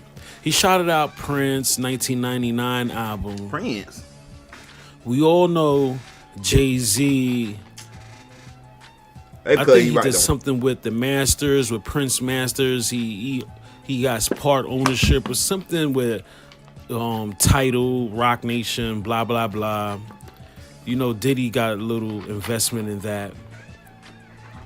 He shouted out Missy Elliott. We all know the bond that him and Missy has. He had Missy too. He shouted out Snoop Dogg.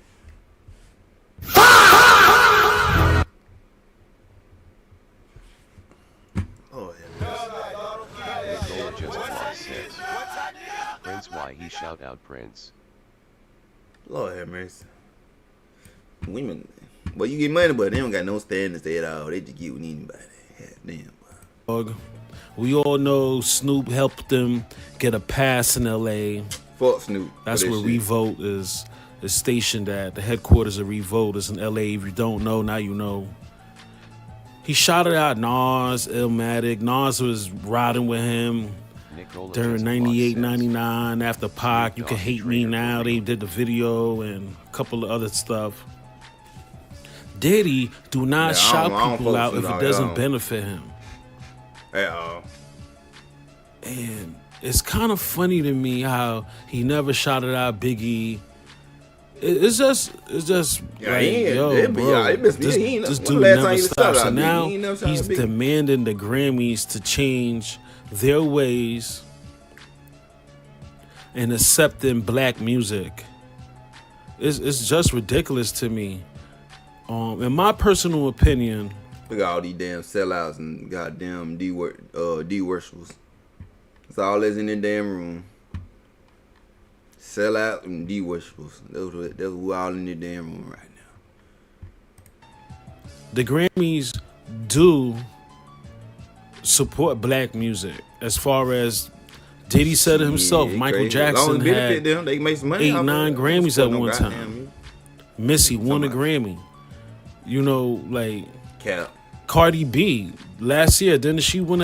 It's start the cap. They don't support black music. Stop the cap. You know what I'm saying?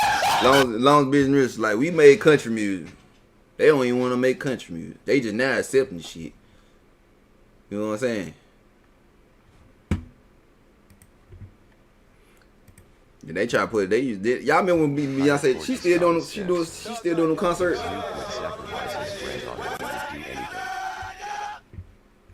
Said if Snoop would sacrifice his granddaughter. He sacrificed his granddaughter? Oh, hell no. Oh my God, bro. Oh, hell no, man. What the fuck, man? What made y'all say that? Ass on, boy. You didn't get your goddamn. Y'all lying like he did that for real.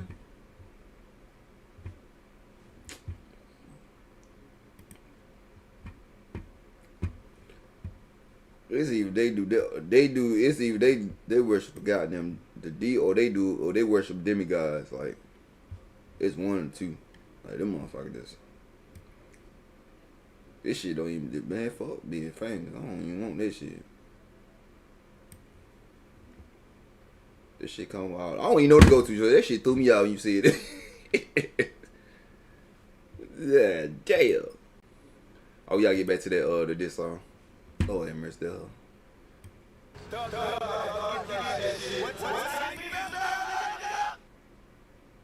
Nicola just his daughter says, Out of all people Diddy did shine so dirty.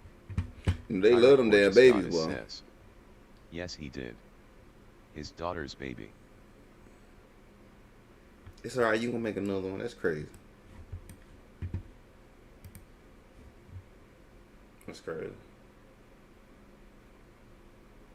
It said, Suge Knight admits Keefy D told him they killed. I go this one. Keefy D, you know that trial coming up, man. It's around the corner, man. And he officially came out with his defense. He's saying that, you know, Diddy, he put a hit out on you and Tupac, and that's the reason why Tupac got killed in Vegas. So, yeah, man. How you feel about that? Well, first thing first. I mean, that conversation been out there. They didn't even promote that shit in movies. He put his truth out there. A lot of other people. What was the famous, like the famous? Well, she was no, I don't want to say a pharaoh, but she was like what's her name? Queen. I forgot her name. Queen. I was about to say Queen Latifah. I know online. What's the famous queen? Damn, I can't remember my name, but she was doing that shit. They put that shit in Roman movies, all type of shit. Me personally, if it wasn't already out there, I wouldn't have no comment on it. But since it's there, I tell you this. When I first paroled back in the day, I used to keep a box at the Staples Center. So I'm at the Laker game, fucking with a bitch here and there, got some bitches with me. I step out for a little fresh air. I see Keefy D. Keefy D was spooked. First thing he told me was they didn't have nothing to do with the killing of my homie Buncher. Now, I responded to Keefy D and said, shit, if I thought that, I'd be on you already. I said, but I'm going to give you something that's real true. I've been going to tell you because we've been knowing each other, you know, since we was kids. So Keefy D was like, look, I need the money. Puffy and them supposed to gave me $1 million. They gave us most of the money or half of the money. And that's how everything unraveled for is what happened in Vegas. At that time, you know, I'm on parole. I look to the left, look to the right. The whole place is packed. Yeah, he dumb as hell. He did the dumbest criminal I've met. So I'm like, I had to go take a piss. Let's have this conversation in the restroom. That's I give Vlad that he got his ass though. We'll give him pass. We give Vlad a pass on that shit. You know what I'm saying? You got one on him. Shit, we just need you to get Diddy, Vlad. You know what I'm saying? You do that. You know what I'm saying? But y'all know Vlad the police anyway, so I would never go on that motherfucking show. Hell nah. Everybody get locked up behind your You're like, man, I ain't going in that restaurant with you. And good thing he didn't, because even though we was friends, but if a motherfucker pays you, say your fall girl, kill us. Kyrick Gorgeous Goddess says, I got a bullet in my skull. Fall guy. Y'all can't see that. And one of the best friends I ever had in life is Pac. So you think they told here? So you think the police told him to do them interviews and shit? You think the police told him to goddamn and do the interviews, tell what happened, keep telling what happened? But that'd be the dumbest fall guy I ever seen. Like, bitch, you had to tell people you like. Then you got cancer too? Shit. What y'all think? What we think? What we thinking? Like, let me know. Let's put our thinking caps on. Yeshug was about to beat his SSA. He could have died. I don't know. I don't know what the should like. I don't know, bro. I can't believe nothing he said. I take his shit 50-50. Cause one minute he arrived to about the next minute he robbed keeping him. Like, bitch, make up your goddamn mind. Kyrick Gorgeous Goddess says, ain't nobody talking about Reggie Wright Jr. though. I ain't seen Reggie Wright interviews. Y'all gonna see Reggie Wright interviews? It'd be my first time seeing the interview. Just blog says, man, he a fall guy. He dumb. I would never. Yeah, he dumb as fuck. Yo, look at the face on him. Stupid. You did all that. You did all that game banging. You did all that bad stuff in the hood just to goddamn live the rest of your life and live your rest of your life. The proper agreement. Obviously, he didn't know what that shit mean. He must ain't finished school. Even though we was friends, but he must ain't know what that shit mean. mean. Paid you to kill us. I got a bullet into my skull. And one of the best friends I had ever had in life is Pac. And he ain't here. Nicola just blocked. I'm gonna beat the fuck out that nigga in that restaurant. restaurant. Fall guy specifically for murdering one of the most iconic rappers on You know, Earth my and go to prison at like blood was boiling. Somebody used to says, always say. Reggie Wright Jr. is But at the same time, oh, I don't feel like it, man. I am an intelligent, wise man and a businessman. Since I can't do nothing to him, y'all want me to react to him? I might as well get him to answer some questions. So I doubled back on him and said, "What you mean?" He said, "Well, look." Nah, sure, I ain't gonna lie. You should, if you knew this shit was going on, if this shit true, you should told him to call Puffy. You should have told that nigga call Puffy while you right there and record that shit. That was the shit. That was the smart shit. You should then you can whatever you do with blackmail his ass, whatever, or goddamn get his ass locked up for the shit. That's what he should have did. That's why they need me between. Especially when Tupac fired. They need me back in the day. I know Law and Order was on back in the day. Y'all didn't watch Law and Order? Now Law and Order old as hell now. They shit. Go get Puffy on the phone. I'm record yeah. No, I don't think he was a fall guy. I think he was being dumb, thinking that since it happened years ago, nothing would happen. He crazy the fuck. Look at that shit. They still reopen that shit. He did done it. Like I said, he should watch Law and Order. Dumb. Goddamn dummy. I was somebody in prison whoop your motherfucking ass too. He probably get his ass whooped in prison. I ain't gonna lie. He probably gonna whoop his ass. There's a lot of Tupac who been there since the 90s. Whoop his ass. Come to the hood. He said, "You can ask James." You know, him and James always been good friends. You know. When you fired him? James is the one who went through some things and been tampered with. But it's not about James getting tampered with. It's about the conversation. Keith D told me that what he told James. Guess they baby mamas is best friends. So Rat James, Keith D said he told Rat James that, look, it's big money in this. Keith D didn't do that shit. Only thing Puffy want to do is pay $1 million to have both of them killed. He told me that. He said it was, according to him, he said it was security that accepted money, participated in it. And it was so-called homies. So he laid it out to me in a way that he's spilling his guts to me. Then it wasn't just him. It wasn't just Puffy. He named names, named people. And usually when people name names the way he was naming names, N.A. Should was supposed to knock him out. I believed him. Because he wasn't talking just to be talking. I felt he was also coming straight because there was a big war behind that. A war that they lost. And I think it was a war that about who killed Pac. Destroyed their neighborhood. So that's being said, I know what I know being there. I know what I know later on when people told lies or never told me the truth.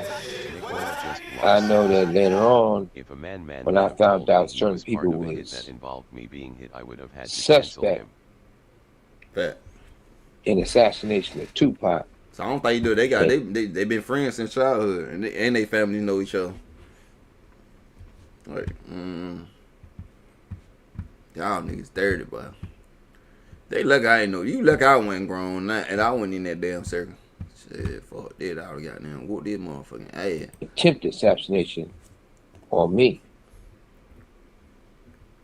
I know from conversations that if somebody was a suspect, one of the first things they should have did was told me. I know what Frank told me. I know what I had to go through to basically have the homies find Frank and pretty much kidnap Frank. I wouldn't use the word kidnap, but made Frank drive back to my house in Louisville just to have a conversation with me. I know that Frank also told me that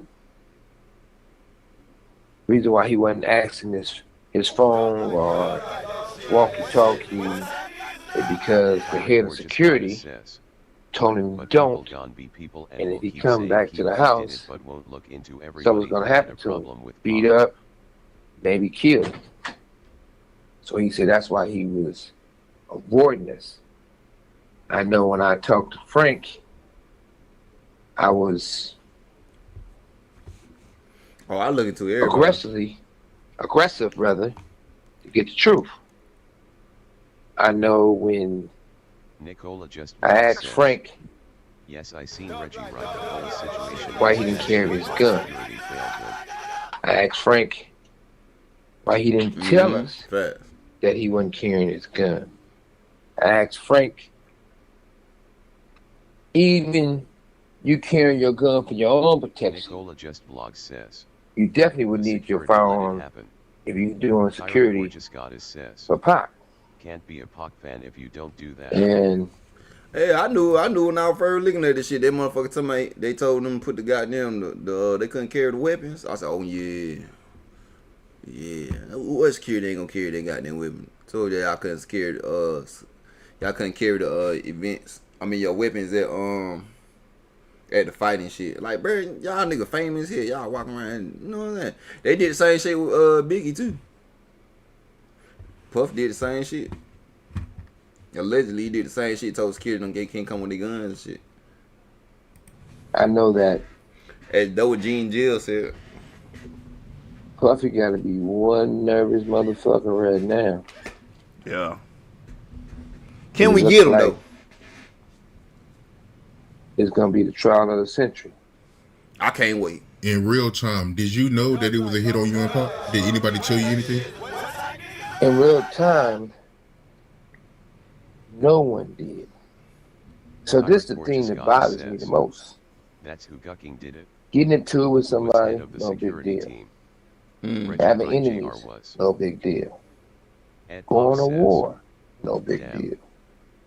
Getting shot, we all know what we signed up for. Why have them drive in separate cars? But it's a problem when y'all think shit ain't had nothing to do with it. If you doing security and you off duty and you getting paid to protect my artists, Reggie Wright, do your best to protect my artists. The guns. If you getting paid to do security, which you was, I'm riding with my security and driving if it's separate cars. True that the police tell you that these off-duty police officers who doing security can't carry their firearms, it should have been brought to the owner of death row, which is me. And I always say that because I could have talked to the mayor. I could have talked to David Chasnow. So now I want to know what the hell you was at when Pop was looking for you. They said when you was in the casino, he was looking for you. Where you was at?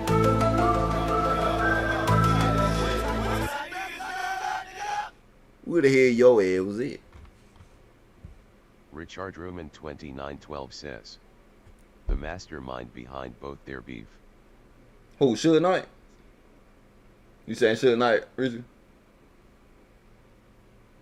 We try to figure this shit out. Cause I don't know this nigga telling the truth or he was in on phone or he trying to throw the blame off him. You know what I'm saying? Kyric Borges Goddess says. We gotta look into Reggie Wright. We gonna look at Reggie Wright tomorrow. So for next stream, we looking at Reggie Wright. We gonna goddamn, we going Scooby Doo on his ass tomorrow. I know I'm gonna be pissed cause he talk shit about Pop. I'm gonna be pissed like a motherfucker. I'm gonna cuss his bitch ass up. Richard Ruman 2912 says. Say it. Yup. Yup. I think he had something to do with that shit though, for real, for real. Cause you know Pop was gonna leave. He was gonna leave Death Row too. Same shit like Biggie was gonna leave Bad Boy. Which Rex Bell, who runs Vegas. Then he talking about Pop was one of his best friends. Why you didn't tell police you knew who the fuck the shooter was right then and there when they were asking your motherfucking ass? You didn't want to look like a snitch or something? Fuck that, but hey, they did it. They did it. Yeah, I know what it is.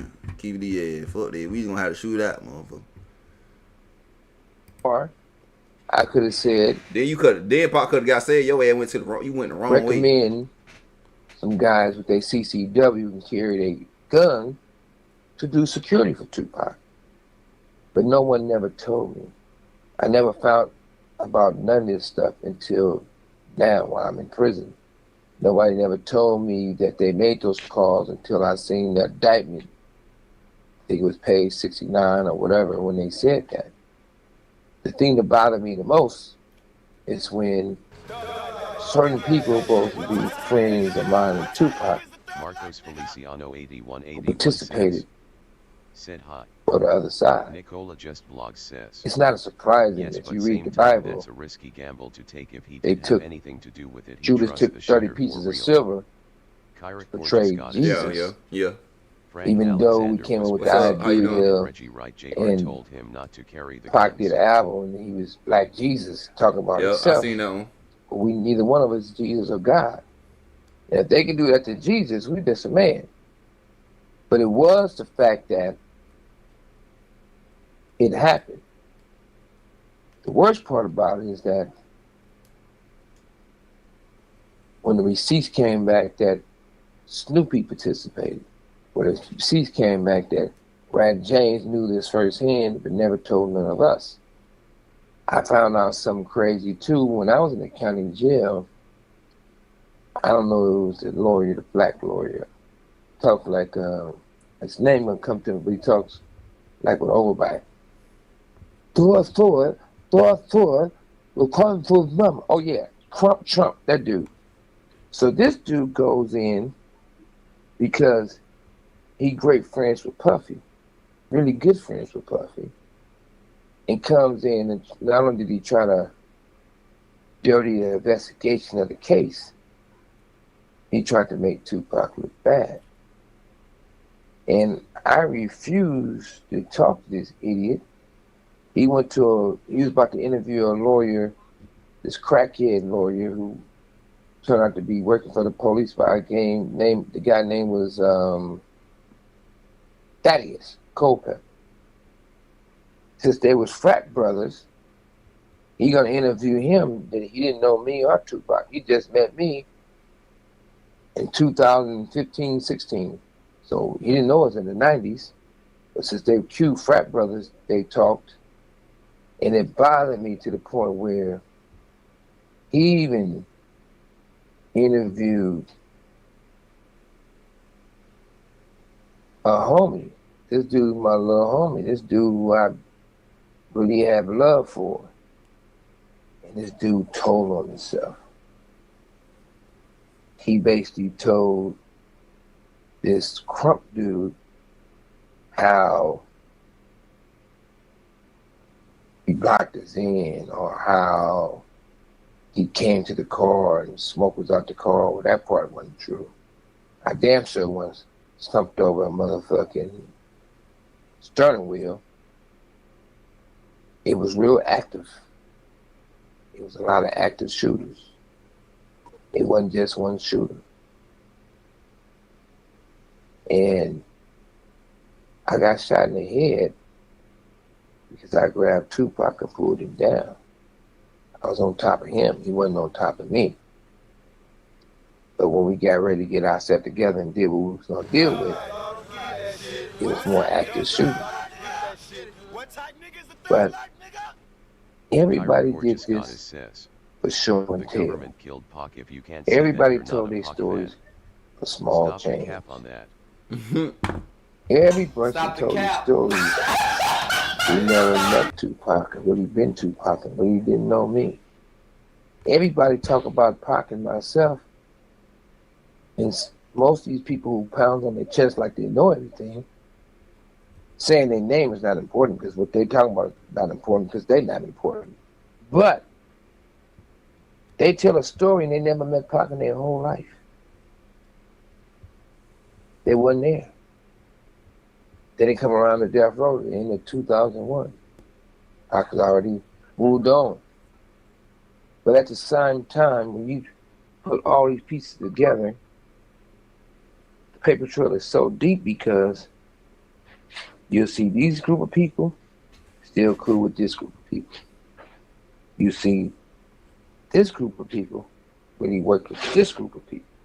You need to name their ass. Yeah, damn. And cold. Anytime you take a lieutenant of the sheriff's department to change the whole investigation up and in control of the whole investigation, you will never get the truth.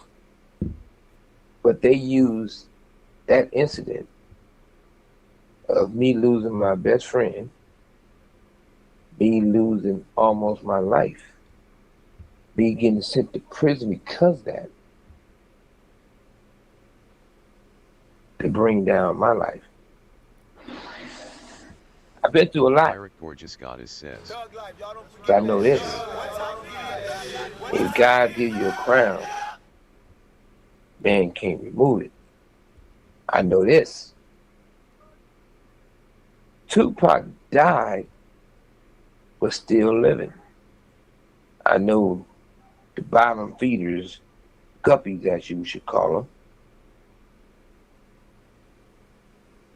did not die, but they never started living.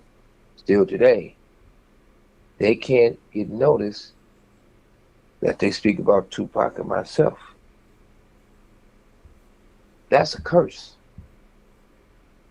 I'm quite sure their karma is so deep that most people lost everything. They lost their self-dignity. They lost their respect. They lost their ugly ass bitch. Their kids became something that they never wanted them to be. They went from being a boy to a girl. I don't know about all this. Some of them. You allow you. I was with him for a minute though. You allow me with it. Can't even wipe their own ass. I think most people who cross us that day suffer every day. Yeah, they gone. They probably wake up every all the ones in the car almost dead. Well, three of them dead. KVD only one alive. Jimmy History, he got life in prison. He even had nothing to do with that shooting. I'm talking about the first shooting. Oh, damn, almost everybody that been like around this motherfucker done had a tragedy, bro. Like word. Even on Pop's side, even Thug Life, Outlaws now. I'm like, damn. Shit. every morning and say, Lord, today will be a good day to die. It was an attorney that I helped out. Paid for his children's college. Oh, I know you fucking lying. Paid for everything that he, who he is today, and live the life he did because of me, and then Tupac. And all these years, I never knew he participated in the assassination of both of us. Mm. It was so sad about that. Tupac fired his attorney. and he fired another person. They took that. That was the perfect bait to get recruited to be against us. This guy used to always tell us, watch how you talk on the phone. The Fed's probably listening. Somebody's listening to get you in trouble. Do not talk on the phone. According to Michael Moore, who was in the car, his radio comes through, and the person, somebody else says, got him, basically got us. And then this person says, which wasn't a black voice, he says, well, none of the homies, but it was more like a lawyer or a white guy. It says, don't talk on the radio, get off the air.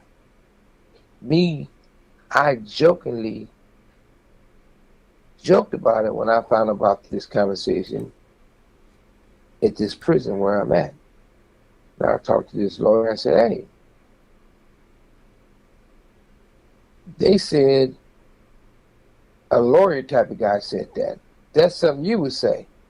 I never seen this guy get so agitated and angry.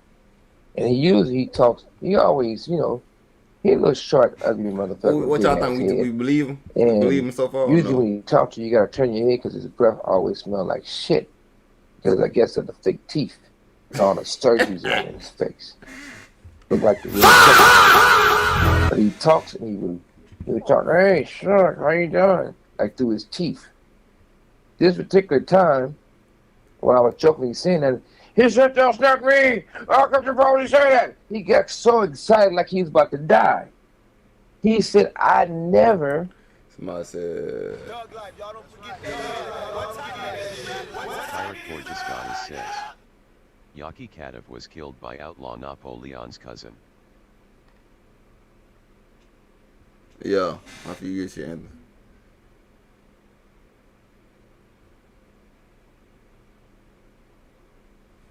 Okay. Appreciate you correcting me, baby. Well, my thing is, everybody been affected by this shit. Like, even Whitney, what her name? Whitney, I about to say Whitney Houston. Whitney, what her name is? What her name is? Whitney something. You know the little blog girl. Look how her life going.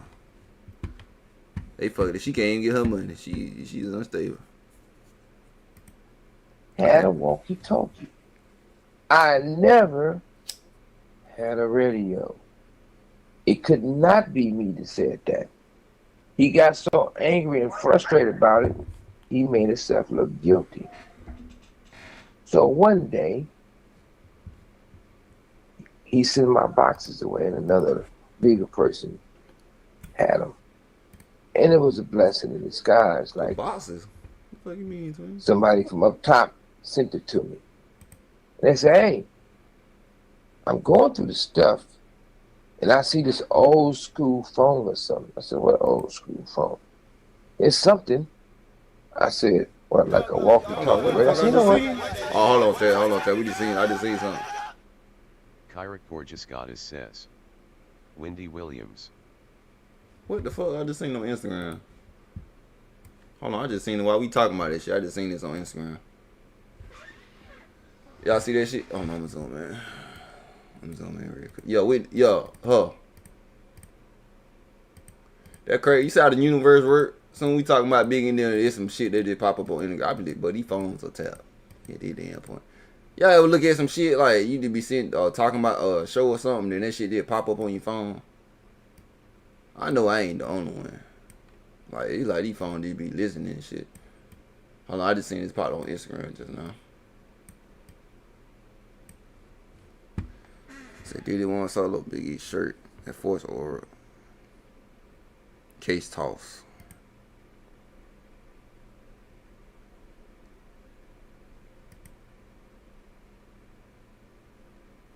So they got a lawsuit against his ass against that? Oh, they tossed the lawsuit? That's crazy right there. I don't believe none of TMZ say. Like, I don't believe nothing now. If I see one more Megan Thee Stallion shit, I'm a goddamn scream. Look, damn, they just... Look at this shit. Oh, they kept nobody want to talk about you, Otis. Yeah, so I told look, this shit ill. Ooh. Y'all gonna learn. Y'all gonna learn. Shit. Don't date her ass. Hell nah. She control all the black women and everything, but I'm telling you.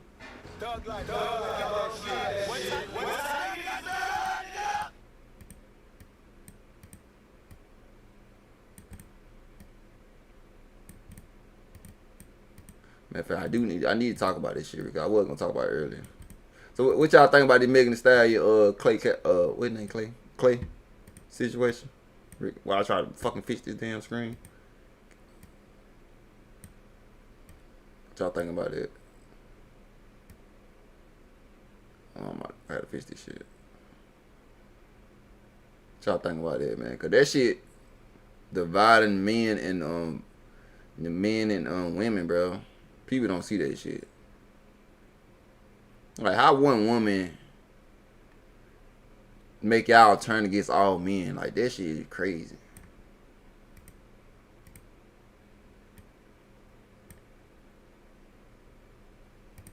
I don't understand that shit. That's that demonic shit I be talking about.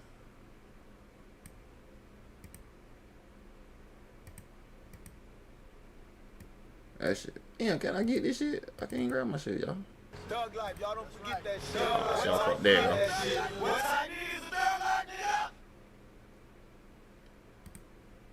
Nah, I'm gonna do a stream on it in the future though.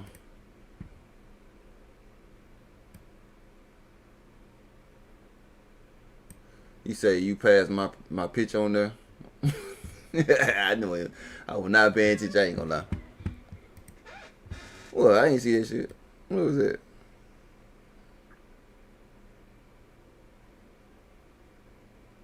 Thug life, y'all don't forget that shit.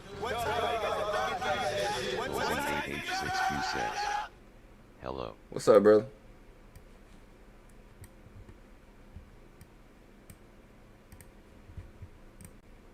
Shit, now you ain't talking about shit. I don't want you stepping into something you have no business stepping into.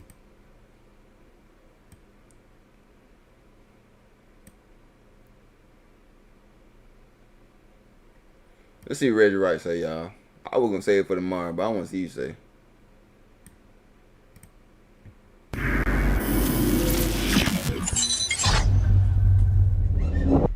All right, here we go. Reggie Wright Jr., welcome back to Vlad TV. Thanks for having me back, Vlad. Appreciate you, man. Of course. Now, the number one question. Why did you kill Tupac? Let me see what everybody's saying in the comments first before I do the interview on it. Okay, y'all been on his ass. He said, somebody said Reggie comes off extremely nervous when the subject is brought up. I hate Vlad. He think he know more than people who live the shit. I know you motherfucker. He said it's 2-8. They on his ass. Yeah, it's unfortunate that that's the new theme, man. It really is. I thought we had got away from that, especially once Keefy D had got arrested, even though he had been making his promo tour, talking about it on your channel and in his book and BET Chronicles and other people platforms. BET Chronicles. And then he gets there, now he goes to jail, and he, got to pass the buck. You remember that show, The Practice? They used to call The Practice, with, and they used to have the Plan B. And they say, hey, when your suspect is done, we got to... I ain't gonna lie, all real.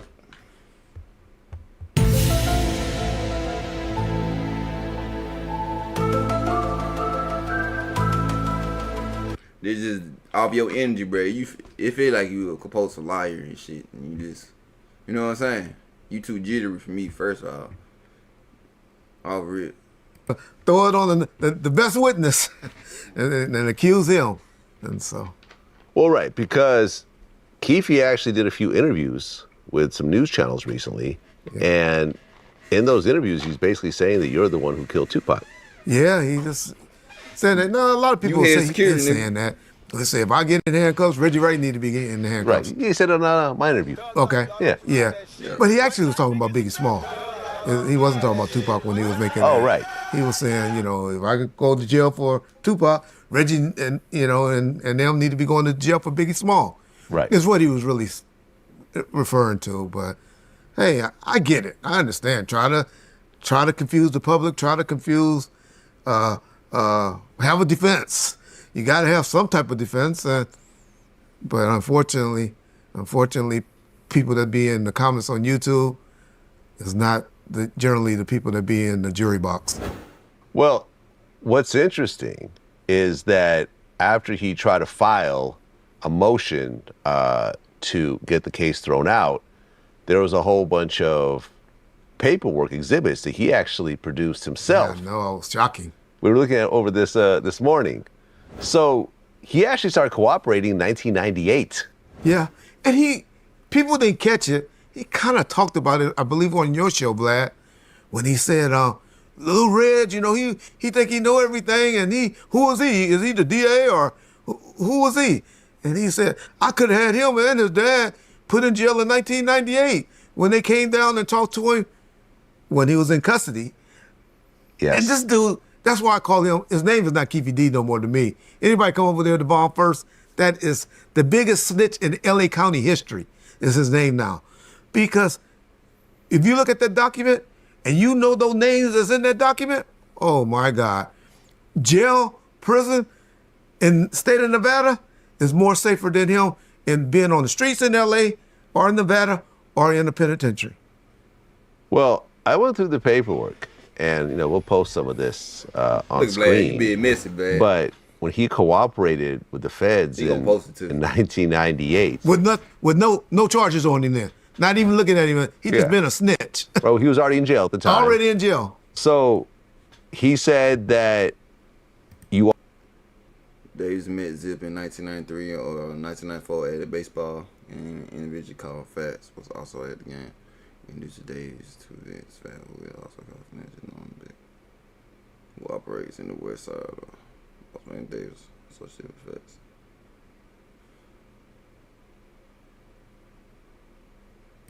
also killed. Yeah, you tell the motherfuckers sell cocaine and everything. Damn, Killed Biggie. Yeah. And the composite drawing looks like you. I thought it was a Muslim. I guess I look like a Muslim. Right, I guess now. you look like the Muslim guy. Right. I'm a fat boy, not a skinny Muslim, but yeah. Right, so he said that Suge Knight took over the drug trade in North Compton, and when Suge went to jail, you took over that whole drug operation. Yeah.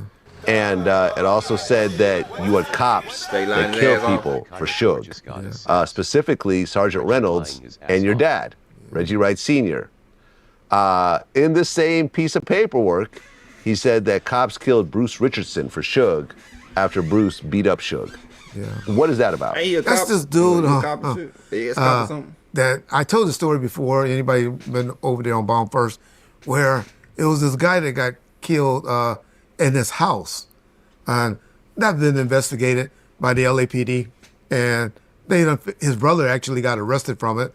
He was a dude that used to manage the Outlaws, and he owned a club called The Whirl in LA. Real popular dude. I can't think of his street name. Once I say his street name, you'll probably recognize him. But he was very, very popular back in the day. And we got into it a week or two in the nightclub with him at his club in LA. Well, actually underneath the Beverly Center. It was called The Whirl. And but Suge and him had a cool relationship. And the group 6 Feet Deep and got into it with him at the bar. And we got in there and broke it up. Suge got him back into the car and everything. And then, unbeknownst, later he pops up dead, and everybody that was dying in the 90s was always Suge Knight's fault. Then he went on to say that you had a bunch of people that worked for your drug operation during that time, and he names Mob James, his brother Buntree, rest in peace, Trayvon Lane, and a guy named Flip.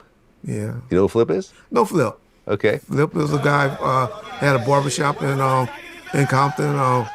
If anybody that ever listened to FG, y'all heard FG talked about him. FG was real cool. But these are Compton dudes. These are Paru blood dudes from Compton. And know who they are. They were all in the game a little bit. everybody know, anyone know anything about James. James ain't never been a drug dealer. Never. Yeah, we even talked about it. Yeah, James, he said he didn't have the patience for it. Drugs wasn't the game. Yeah. Buntry wasn't in the game. Flip had a barbershop. I don't know if he might have dabbled and dabbled a little weed in here and there. And who was the other person?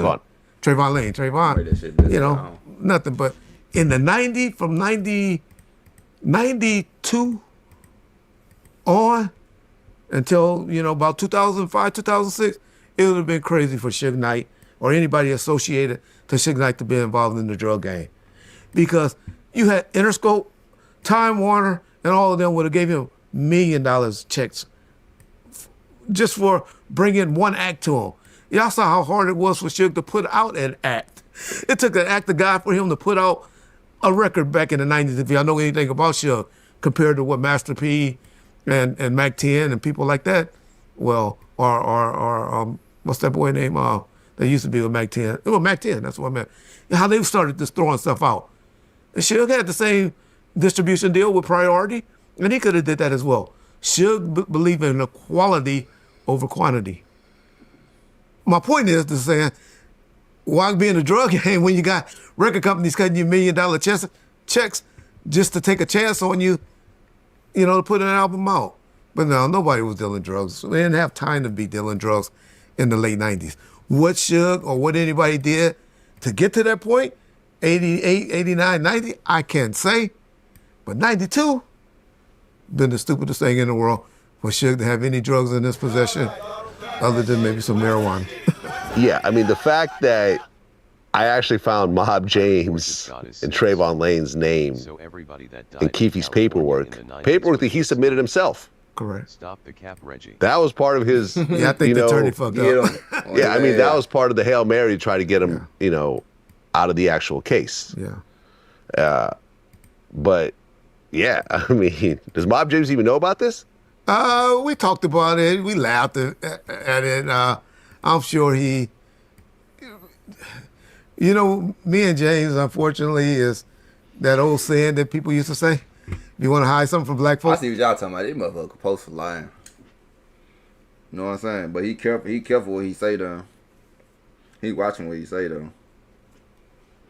Lisbeth says, live offline. Uptime of the session is 3 hour, S, 32 minute, S, 13 second, S.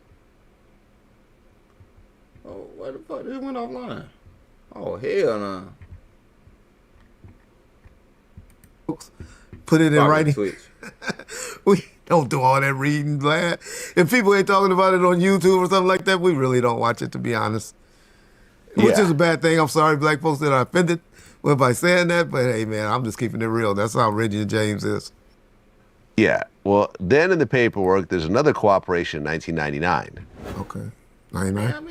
I don't think this was the Greg Kading cooperation. No, Greg didn't get involved in this stuff till like 2008. Exactly. So this is a third cooperation, essentially, if you count the Greg Kading one. And in this one, he said that Orlando didn't kill Tupac. Okay. He also says that he thinks Diddy killed Tupac and Suge killed Biggie. Yeah. This is in the paperwork. And these are things, I know a lot of people don't. Glad you're a 90s guy, so you know all of this. These are things that have been floating around. I did articles in the Vibe magazine talking about these different things. At that point in life, I honestly believe the Southside was responsible for both Biggie and Tupac. I later learned to believe the murder rap theory later in life, but during that time, I would have bet my kids' life on it, my life on it. So you did do drugs. So you sitting here lying like a motherfucker. You sent me the link. The link you sent me? Yeah, I don't want to hear shit he talking about. Ain't gonna lie. You just gonna sit there and lie in my face. No, I'm gonna continue doing this shit though. For a minute. He got like...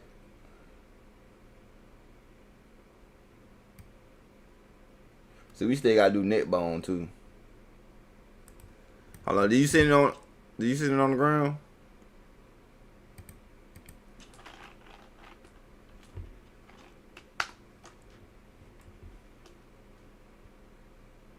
Nah, you ain't sent.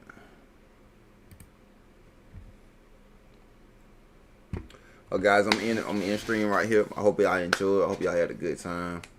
Found out some good shit, some bad shit, some fake shit.